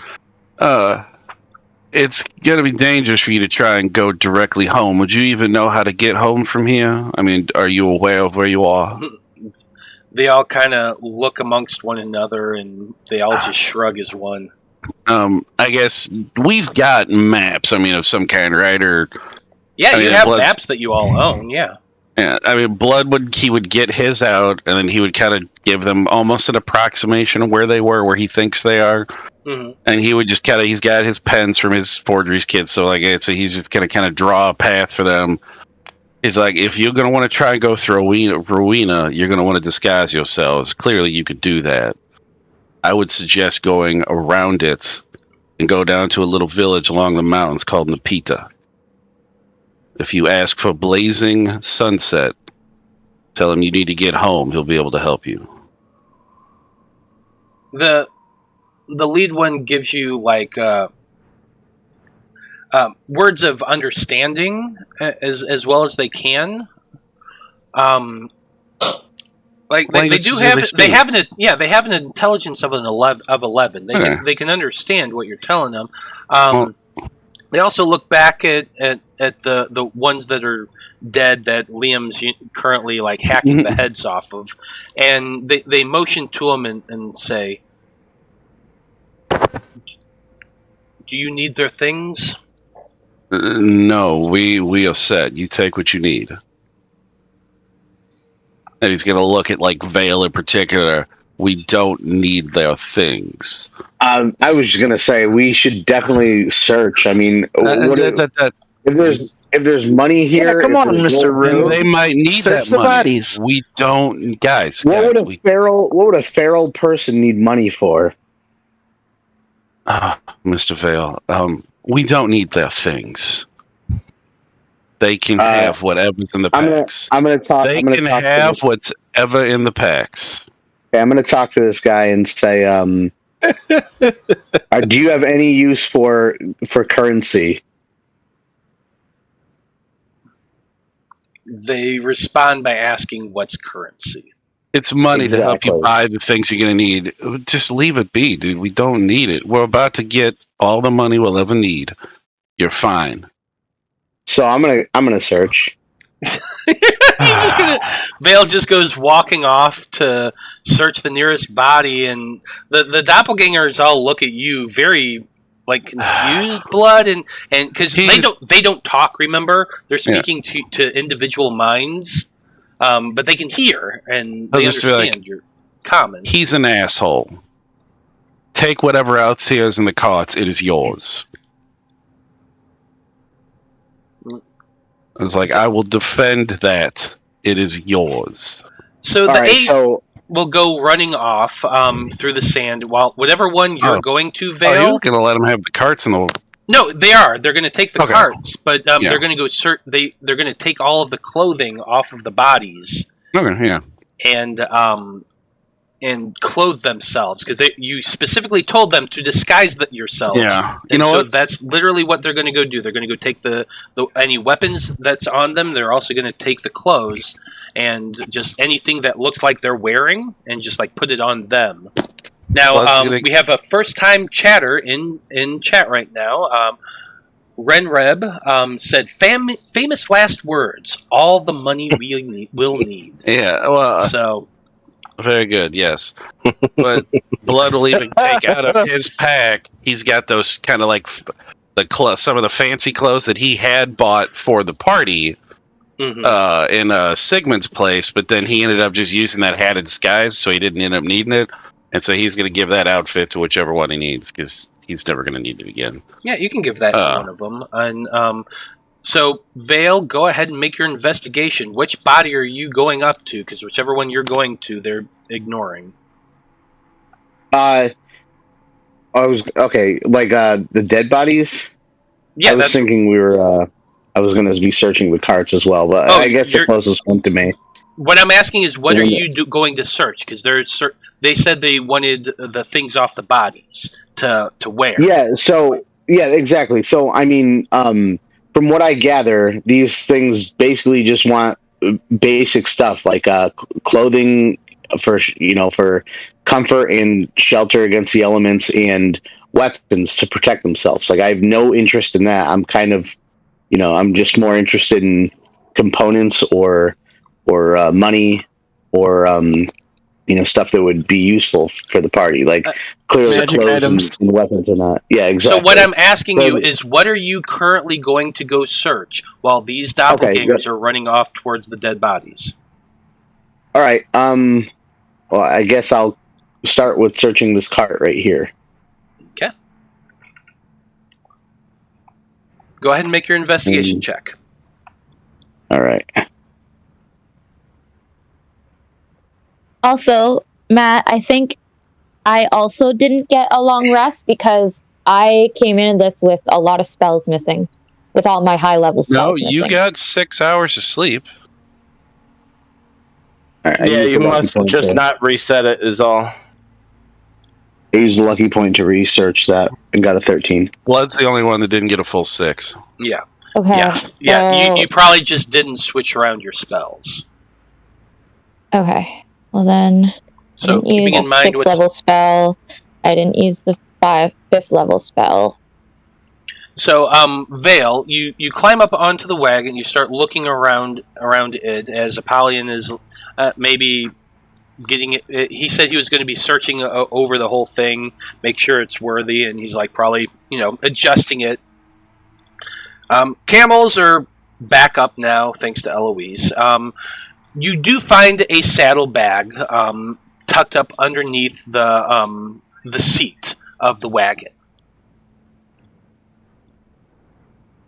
But other than that, like there is there's a couple cloaks stuffed in the back. There's a blanket as well. Now, in the saddlebag itself, you find some rations, a skin of wine, a couple changes of clothing, and a couple sets of documents. Okay. What languages do you speak? I speak Celestial, Common, Draconic, Dwarvish, Elvish, Goblin, Orcish, Sylvan, Undercommon. Okay. So one of them is a document that you actually cannot read. Okay. Well, in that case, I could ritually cast Detect Language. Okay, you can go do that here in a minute. The other one that you find that is in common, it's actually a contract from the Gladiator Arena in Rowina, specifying the live capture of fierce and dangerous creatures, and kind of gives like a bit of a description of what they look for and what they'll pay for. Bonuses for size, bonuses for ferocity or uniqueness. That sort of thing. You determine by this. I'm not going to give you the prices for everything, but you determine from this letter that the 8 of those doppelgangers, each one's probably worth around 250 gold. Okay. So I'll take the wineskin, the rations, the cloaks, and other things, and I'll toss them to the doppelgangers because I have no use for them. Okay. And I will keep all the documents. Okay, you can do that.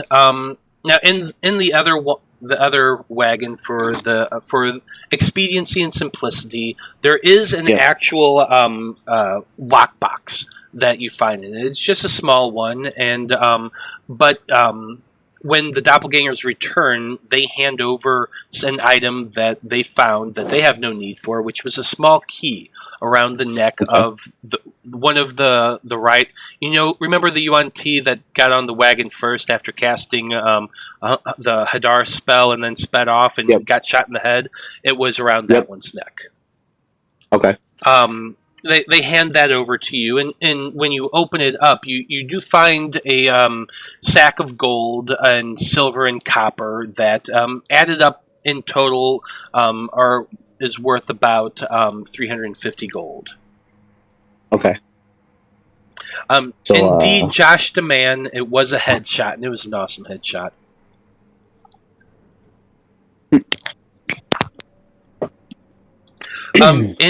Also in that lockbox, you actually find documents of ownership for the wagons themselves and the camels. Apparently, they're owned by a mercenary company. You can choose the name. I don't give a fuck. But basically, these are a mercenary team working out of Rowina that they're monster hunters. Okay.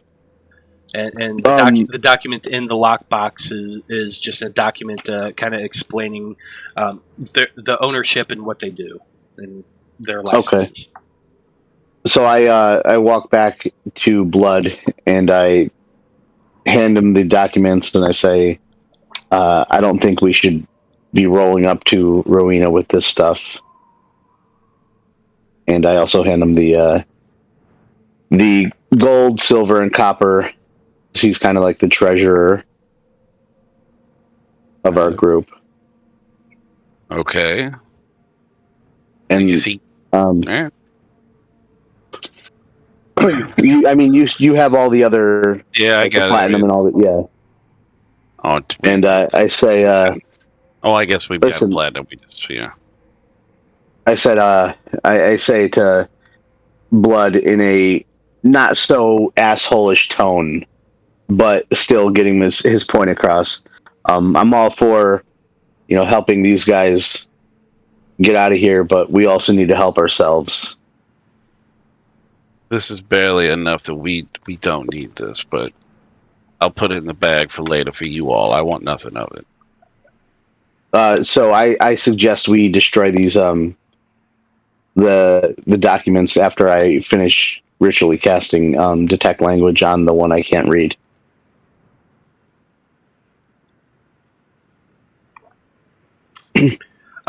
Yeah, so you do that over the next 10 minutes as the doppelgangers return. Kind of actually all changing their bodies to look like your group. Oh. And the other three look like humans, and they just kind of wave at you, and you hear Apollyon's voice go out, "Oh, thank you all for all that help. We really appreciate it." Shit, I guess they don't really have examples of other things, do they? I hope Change our appearances just a bit. Don't be exact. And they shrug a little bit, and you see like the face kind of melt a little, and it just looks slightly off. But I mean, he still would have given him that map, and he'll even write down Blazing Sunset's name as like, ask for him. Yeah. Tell him you need to get home. You can give him a handwritten map, and all that. And I assume you all help hitch up the camels, since you said you're going to let them take it. Yeah, because we don't need it. Yeah, they have no clue what to do here, and you'd probably take some time to explain. Well, if they not, I guess were they not able to watch the people doing the camels and stuff like that? Have they watched? Yeah.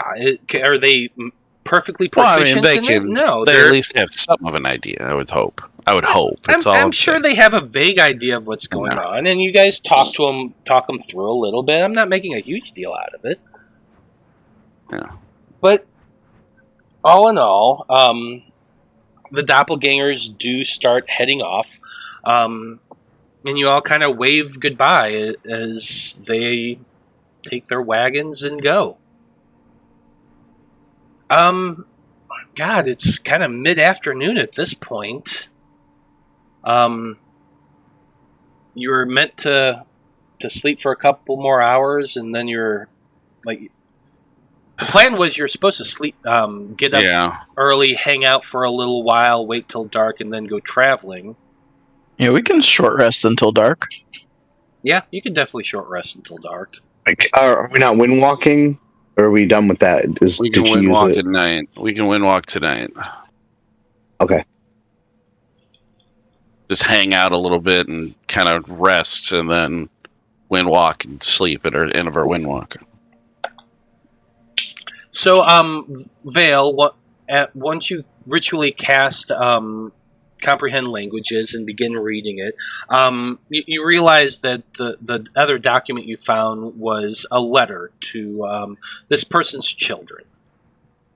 Writing that the haul they bring in should be more than enough to pay for their surgery and fuck you and the healing that they need. Leukemia. Yeah, the stage 4 leukemia. The haul they make on this trip is going to be more than enough to save you, and I'm looking forward to seeing you soon, and I love you. Get your hopes really high, Tiny Tim. Yeah, get your hopes high, Tiny Tim. I'm bringing your brand new crutch home. So, Tiny Tim didn't get this letter to get their hopes high, so... Nope, that's true. But that's what. So, but that's essentially what it is. It's a letter to. It's a lie. So I destroy it. I destroy the letter. Fair enough.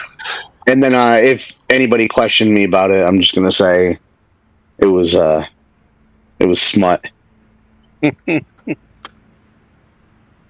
How many heads does Liam give me to put in the haversack of colding? There are 5 small heads and 1 large snake head. Yeah.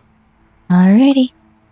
Some of them are, a couple of them are human-like, a couple of them are more snake-like than others, a couple variations.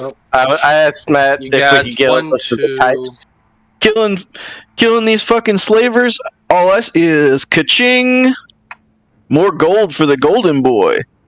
And That's right, friends. 350. Yeah, so what you actually found was 4 Yuan Ti Pureblood heads, 1 Yuan Ti Nightmare Speaker head, 1 Yuan Ti Mind Whisperer head, and 1 Yuan Ti Abomination head. Right. Is the abomination worth more? One of those got away, so one of the purebloods Yeah, got that's away, true. I think. So it's only 3. You only got 3 of them. Right. 3 pureblood, 1 speaker, 1 abomination. So yeah, you guys now all have a bunch of people's heads in your bag of holding too, as well as the monsters. Cool. Hey, that's on the conscience of the conclave. Right. They want heads. This is what they're gonna get. Han shot first. Han shot first. You're right. Anyway, yeah, you can rest there for a couple hours until the sun begins to set, and then Eloise, you can cast Windwalk and your other thing, the hand thingy. Anyone who wants to use that time to roll some hit dice, feel free to do so now. I'm going to regain a spell slot.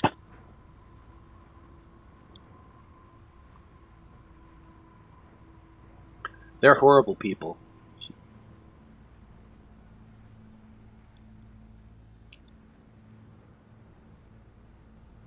Right. Okay, everyone done rolling hit dice? 12 plus 17. That should do it. Oh, right, hit dice. Hang on. I keep forgetting that those exist. Yeah. That was exactly what I needed. Oh. Perfect. Why is it giving me a +3? Your cons plus 3. Oh, right. Mm-hmm. Constitution. And here we go. My cat wants to be on 13. camera, apparently. Before we take off, Blood's gonna cast. Whatever. You put some like kitten nip in your beard or something. And it's just all up in there. No, that's just what she does. She always loves to rub her face on mine.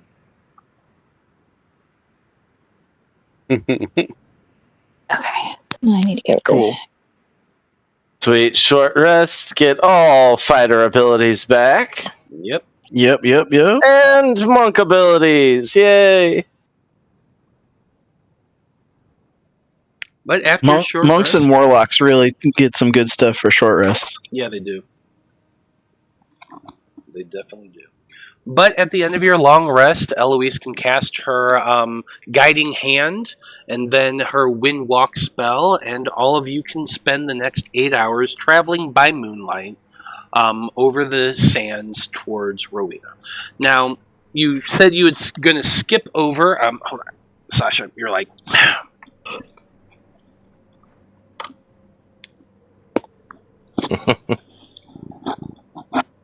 We're skipping over the slaver city. Yep, I don't know if you noticed that, but I tried to put her down, and she told me no. Like, bitch, But- you belong to me, not the other way around. Huddle time is now. It's a typical cat.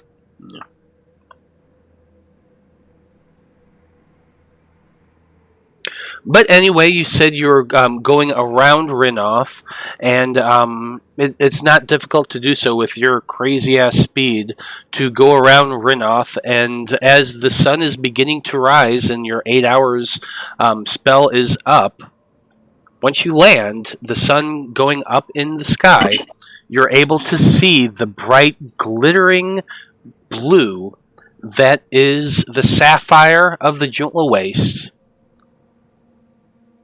the oasis of Rowina.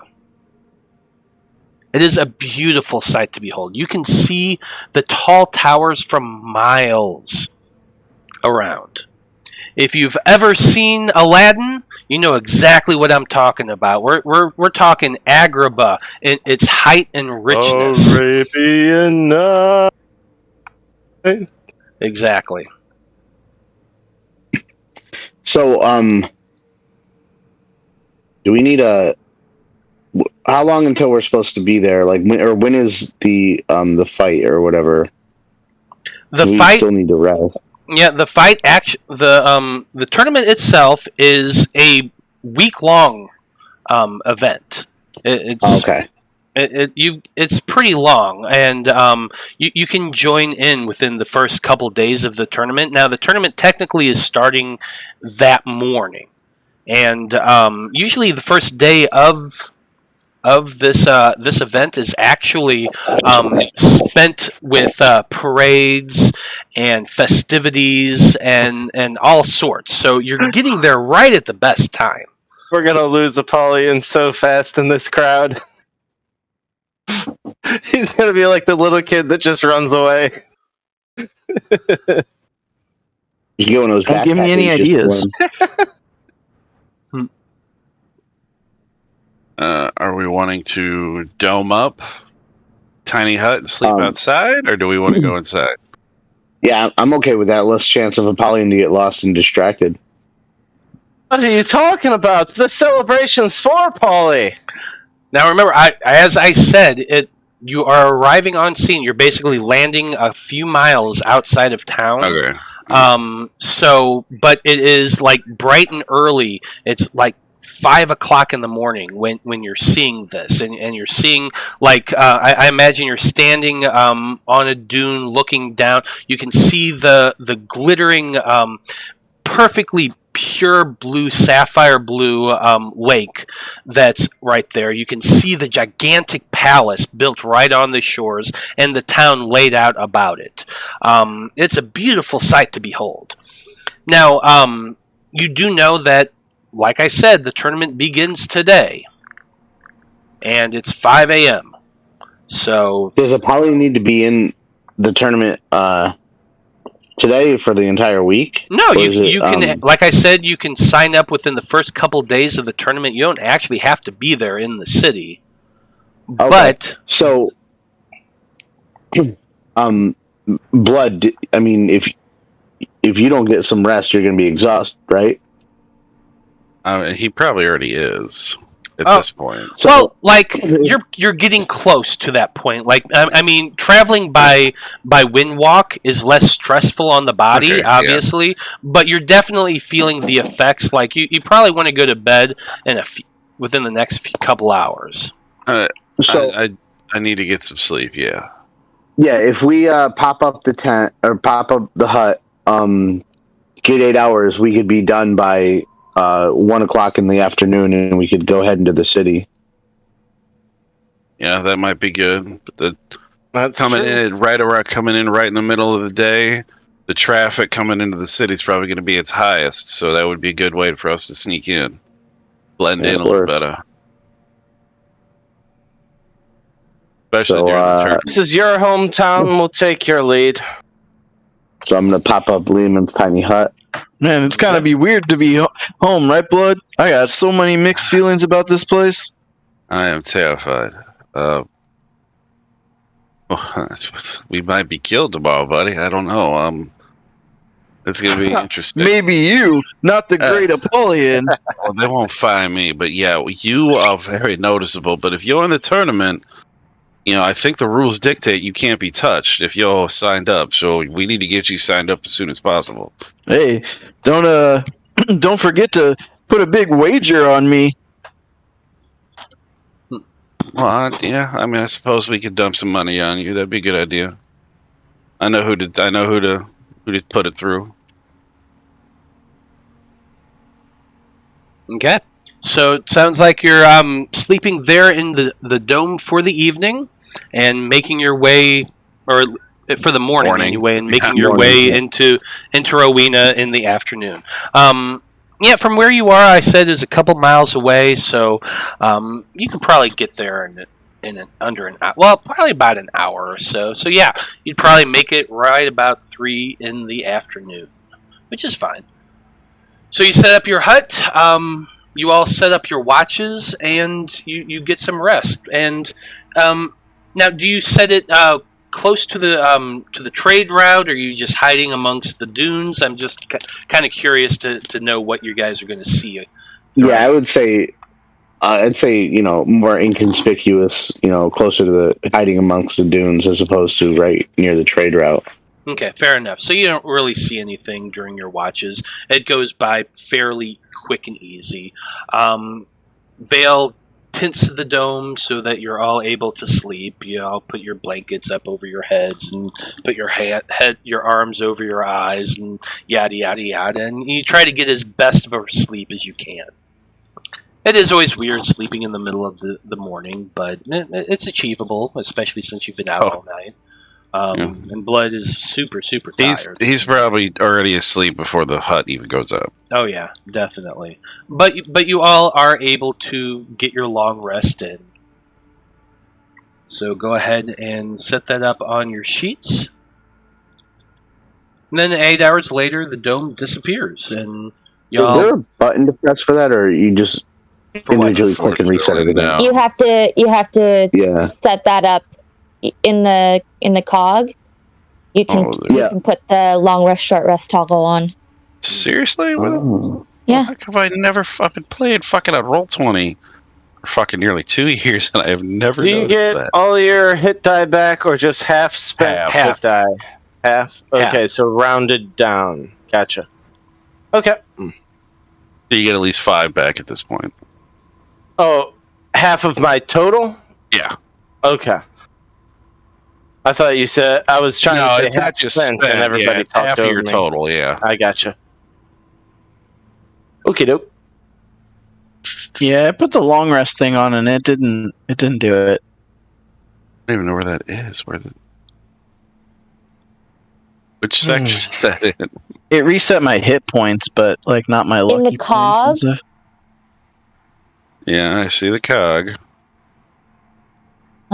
It's in. Oh, I see it now. It's in the right hand column. Yeah. Like all the way at the bottom. So, Blood, you There you really think this Shadows guy's gonna show up? I mean, I do believe he will. Besides, remember, I still technically owe him a favor. He's the type, he's going to ask for it.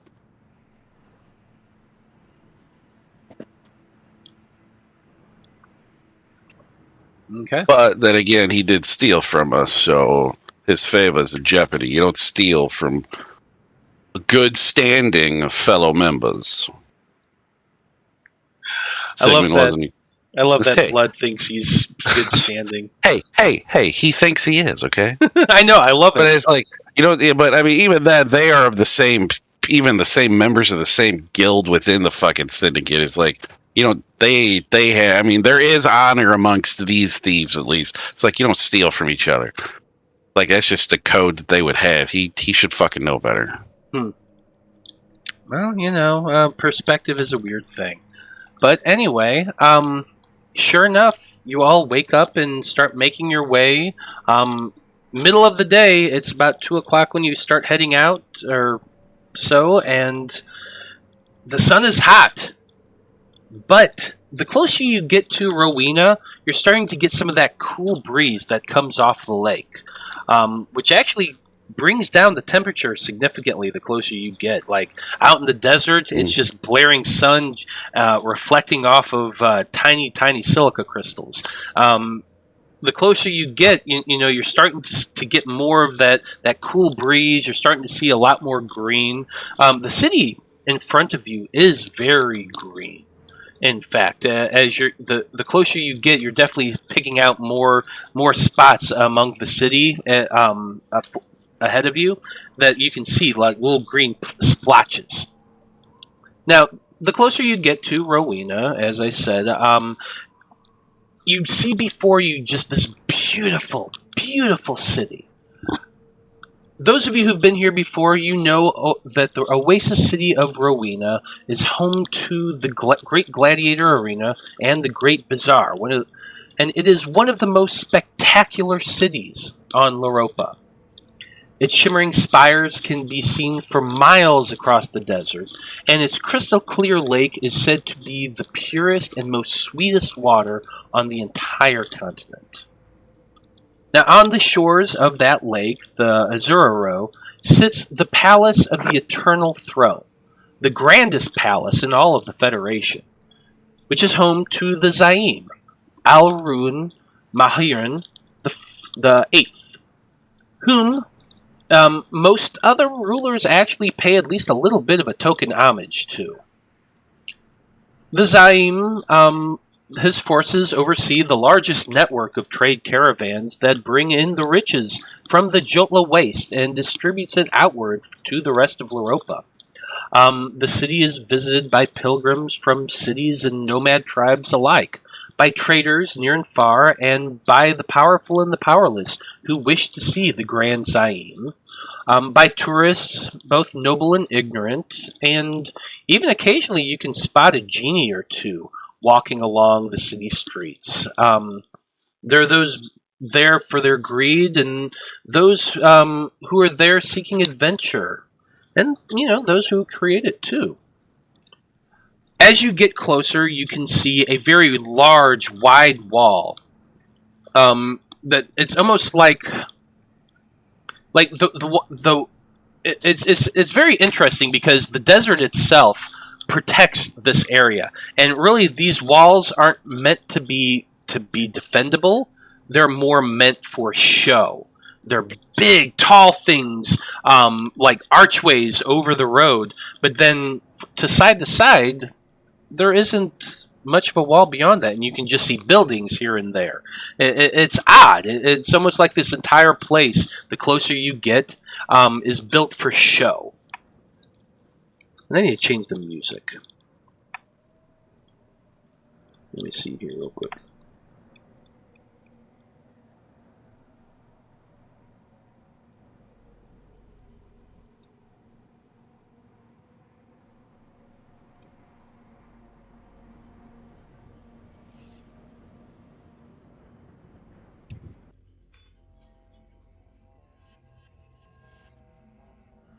That's a little bit better.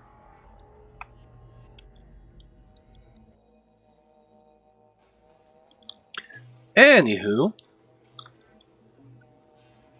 as you get closer, and you're kind of getting caught among the queue, it's moving slowly. You kind of observe as the guards stop people in groups as they come through, ask them their business. Money is exchanging hands, and people are eventually let in from the city. Now, your group makes it about halfway down the queue before you start hearing whispers. Uh-oh. Go ahead and make perception checks.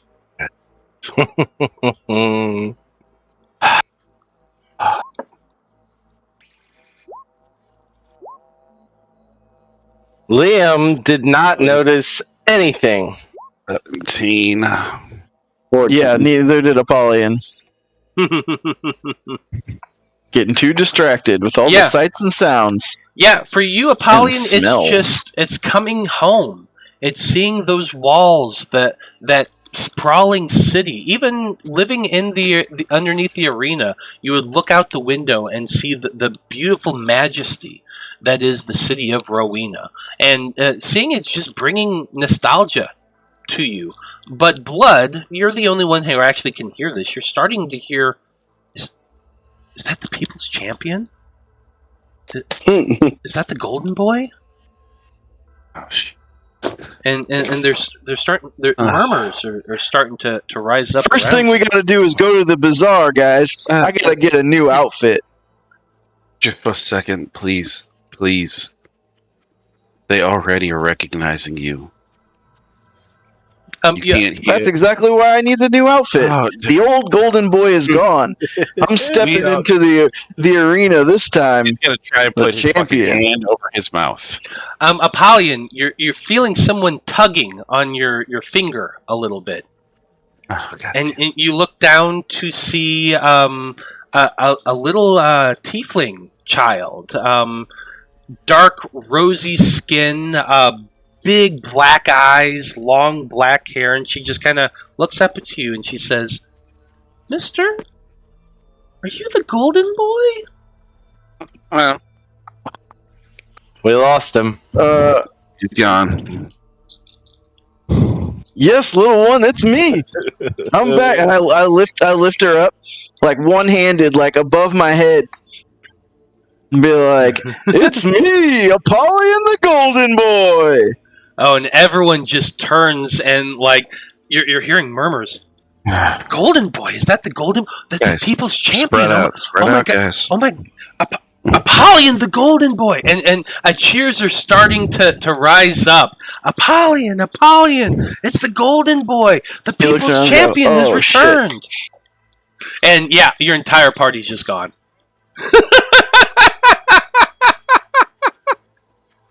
I cast Pass Without a Trace and disappeared.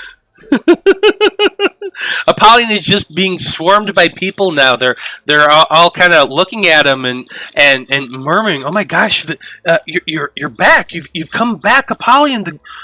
Are you here to fight in the tournament?" And like you're getting a lot of that, and more cries are now calling out, "The people's champion! The people's champion!" That's right, folks. Come see me in the tournament. I'm gonna get my gold belt back. What are the rest of you doing at this point? I'm holding Eloise's hand, trying to not get separated from her with all this crowd movement, and watching my pockets. Yeah, good call. Make a perception check. I shouldn't have even said that. Gone. That's a natural 2 for a 7. Yeah, you glance about and you're really focused on trying to get Eloise out, and she has that Pass Without a Trace on you, and you're trying to weave about and that sort of thing. So you definitely didn't notice anything out of the ordinary as you're making your way out. What are the rest of you doing? I'm gonna set the little tiefling child down and say, "Any children are thirsty? Come closer. Bring your cups." And I'm gonna wave my trident and do create water to like fill everybody's cup up with water. and I imagine water's just starting to squirt out of the tines as like little faucets, and you're just spraying it around, and people are laughing and cheering, and like it's a very moving, chaotic sight as more people are starting to crowd around them, and like people are patting you on the back and cheering and that sort of thing, and little kids have cups up and little bowls up, and they're just dancing in this water. You're splashing around everywhere. Blood, what are you doing? He's gonna kind of tuck down like into the crowd a little bit, kind of kneel down, like have his face down, kind of quietly cast out of self-disguised self, make himself look like just maybe a light-skinned or a light brown-skinned human, and then he's gonna kind of just keep an eye on Apollyon. And he actually, I guess, he wouldn't be able to probably get to a spot, or he could write a quick note. Would he? I'm guessing it's gonna be too chaotic. Yeah, there's too much going on. People are it's a big crowd. What are you doing, Veil? I'm gonna probably stick with Blood. Just I don't want to lose him. Okay, so and I don't want to. Blood, you weren't stealthing, were you? You're just no. Like I said, he was kind of just like tucking into the crowd at the moment. He didn't start stealthing away, just to like let the crowd kind of gather up in the throng. And like I said, he kind of bent over a little bit to do the disguise self. So at least he's still wearing the same gear, so you'd probably notice that. Well, yeah, and Veil would have been right there. He could have grabbed onto you and gone along with you. I just wanted to make sure.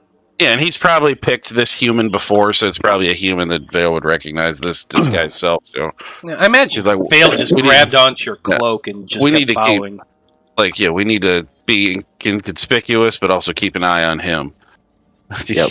God damn it, I knew we should have done something. Well, and as that's happening, like, the crowd's starting to part a little bit if Apollyon wants to push forward, and they're actually will be willing to make a path for you, Apollyon, to let you get ahead of them to get in town. Yeah, I'm going to start walking. Thank you. Come to the arena in a couple days.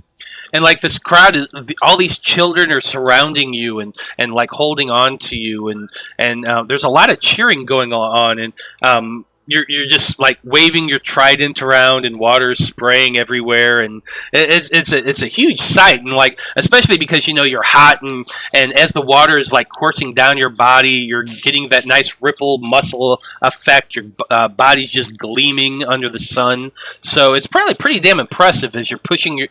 Just the crowd is letting you pass and make your way up. So you get to the front quicker than anybody else. And Blood and Veil, the two of you are like trying to keep close.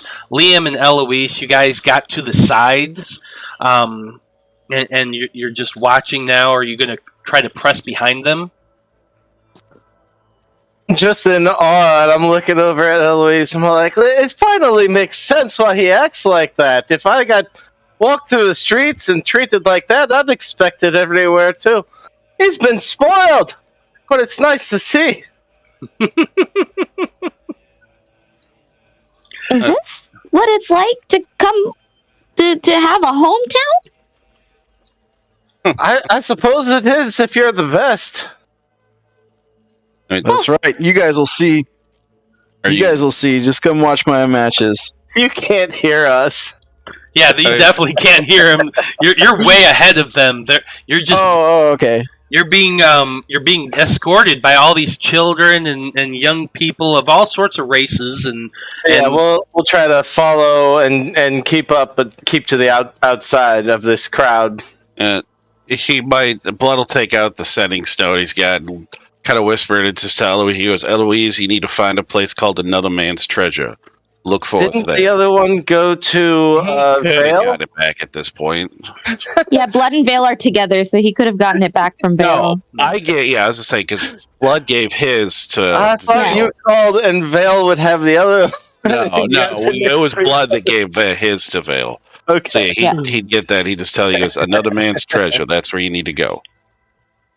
Okay. Yeah, and sure enough, you make your way inside, and you get to the gates, and Apollyon, the guards there, they recognize you as well. It's hard not to, especially with everyone chanting and cheering your name. Like they're hearing this from a while back, and they just watch this big minotaur come striding over, child on his shoulder. More of them crowding around, they're just hugging on him. There's probably some flowers, petals being thrown at this point, and everyone's just cheering, "Golden Boi, Golden Boi, Golden Boi." So the guards are just like, "Oh my God, Apollyon, you're back!" It's me, baby. Wow, I watched that fight a few years ago against those sandworms. That was just incredible. And that time you decapitated Blackfar the Scarred. That was amazing. I can't believe that you're back. You must be here for the tournament, right? Oh yes. I'll be a champion once again. Don't you worry, my man. Well, it's a shame you didn't get here this morning. You would have been able to be in the parades. But I'm sure all these people will be following you to the arena to get signed up. So you'll probably have a parade of your own, and people on the other side of the gate are like stopping to see what the hell all this commotion is. And sure enough, they're seeing you, and like more cheers are now coming out from the city. I'd like to my adoring fans. My rolls haven't been good yet, but let me try one more perception. This time, actually, let me do an insight. I'm looking for, like, his opponent, someone who's not cheering his name, someone who's, like, who recognizes him but doesn't like him, if there's anything like that. Okay, go for it. Make a perception check, or an insight check. Insight, okay. Oh, 22. Anything by that description? I mean, so what you do see based on that description is, while yes, a lot of people are cheering, not everybody's cheering.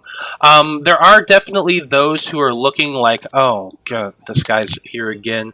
And some of them seem maybe disappointed. With your 22, you can kind of pick up maybe some of them are people who've bet against them and have lost.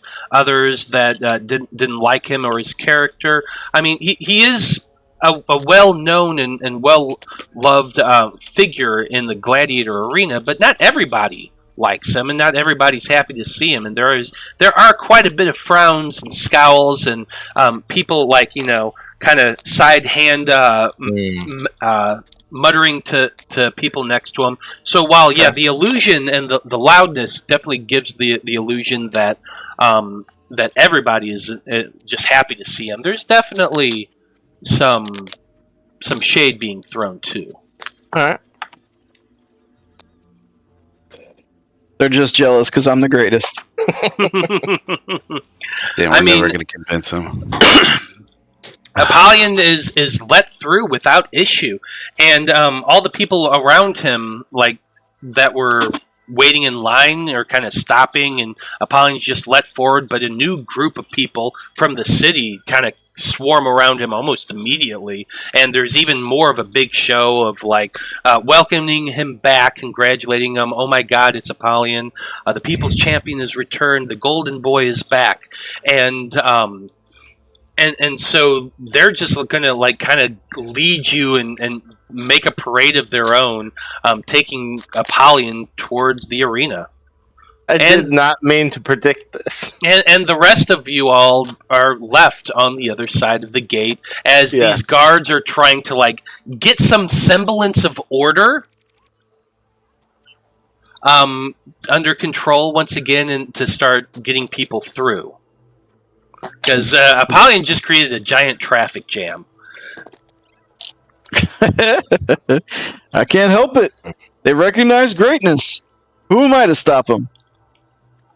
Yeah, absolutely. So, Apollyon, if you just let the crowd guide you, caught up by their cheers and their adoration, as I'm sure you are, they just kind of all push you in this long train towards the arena.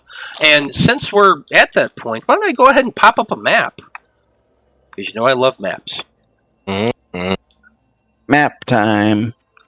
Map. I'm the map! Oh God. So there you go. There's a city of Rowina. You're actually coming in from the north, making your way south.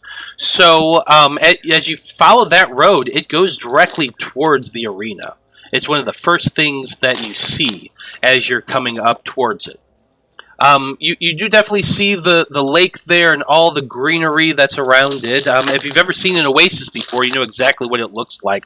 Lush grass surrounding the lake, big palm trees, shining, sparkling water. And you can also see there in the distance the Zaim's Palace. That's marked in yellow on the map. That's that kind of walled area over there. The arena, you can see that big oval with a red dot. There's a few other things as well. There's the Church of the Five, which is actually it's a mosque to Crandage, is what it actually is. And the green dot is the Grand Bazaar, the market.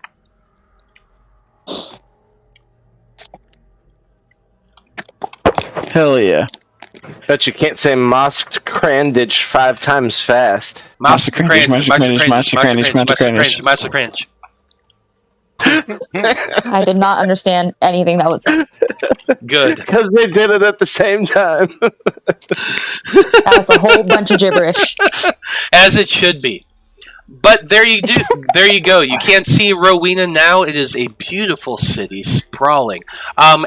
The rest of you, it takes a little bit of time to get through. You can kind of push your way and wiggle around, because while all the chaos of the guards trying to get people back in line, it's easy to push ahead and to kind of get closer to the front. So by the time Apollyon reaches the arena, your group is coming up and being passed through. And honestly, it takes 15 gold pieces to pay your way through. It's not that difficult, so someone can take that off. But as you make your way past, most of the buildings in Rowina you see are, unremarkable in its architecture. It's fairly typical of most cities. It's basically big 1 to 2 story boxes. But what's distinctive about them is other than that. It's all made from very standard materials of stone or clay bricks, sandstone, things like that, but then coated with plaster or painted clay. Most of them have are faced with mosaics or engraved stone tablets. Naked brick is considered very tacky in the glittering jewel of the wastes. Peasants unable to side their homes properly have been known to receive donations from concerned citizens to keep up the aesthetic appearance. They want it to look beautiful and pristine. The majority of peasants who dwell in these areas, they have curtains over their entrances rather than doors. Almost all of the have very large windows for ventilation. Because what kind of idiot would have a house without ventilation in the desert, you know? Polite visitors of Rowina clap twice before announcing their presence to those behind a curtained entryway. It's fairly common courtesy, something Blood and Apollyon would both know. As far as types of buildings, there's a very wide range. Some designs are exotic, while others are just basic and straightforward. Some have giant towers with big bubble domes, while others are just just a square cube. So, a lot of different places. Most of them are simple flat-roofed houses of clay bricks. The flat rectangular houses common for the poor. Some have multiple stories, while others don't. Many tend to have more than one family living in them, and more tower houses that you see as you're walking down the city streets now are some of them are rounded and domed. Some appearing to be freestanding minarets and things like that. So it's really a unique thing to see as you're all making your way into the city. The sun is still shining. It is quite hot, but it's definitely cooler now the closer you are to the lake than what it was out in the desert. And there's greenery everywhere. Desert plants are planted all over the place. Water being as plentiful it is right here, people tend to go overboard with that, and there's lots of hanging vines and flowers and things like that. Pretty much everywhere there's space, even though like the streets themselves are dust and sand. Anywhere where there's space that can a plant can be placed in, that has some shade but also good light, there's plants there, and very freshly watered. Now, as you step all into Rowina and make your way through, it's getting to be that 10 o'clock time, so I think that's probably where we're going to end things for this evening. But you are all now in the city of Rowina, and Apollyon has basically been shoved towards the arena and is making his way towards that entrance, and the rest of you all have some choices to make. I know there's still some things you all want to do, some paths you want to explore before the tournament starts. You've mentioned your old pal Shadows for one, so you have some things you want to do. So we're going to have one more session of just the Faab Five doing their thing in Rowina, and we're going to end it by discussing, the crossover event. Does that make sense? Yes. Okay. Cool beans. So we're going to pick up next week in the city of Rowina. It is middle of the afternoon. Apollyon is heading towards the Coliseum, and the rest of you have free reign over the city. So think about what you want to do, and we'll find out what happens next week. So, on behalf of everyone here in the Faab Five, I just want to say thank you very much to all those who are watching. Have a great evening, and we'll see you next week. Good night. In the Arabian days, hotter than hot, notter than not, in a lot of good ways. Yeah. Good night, everybody. Peace.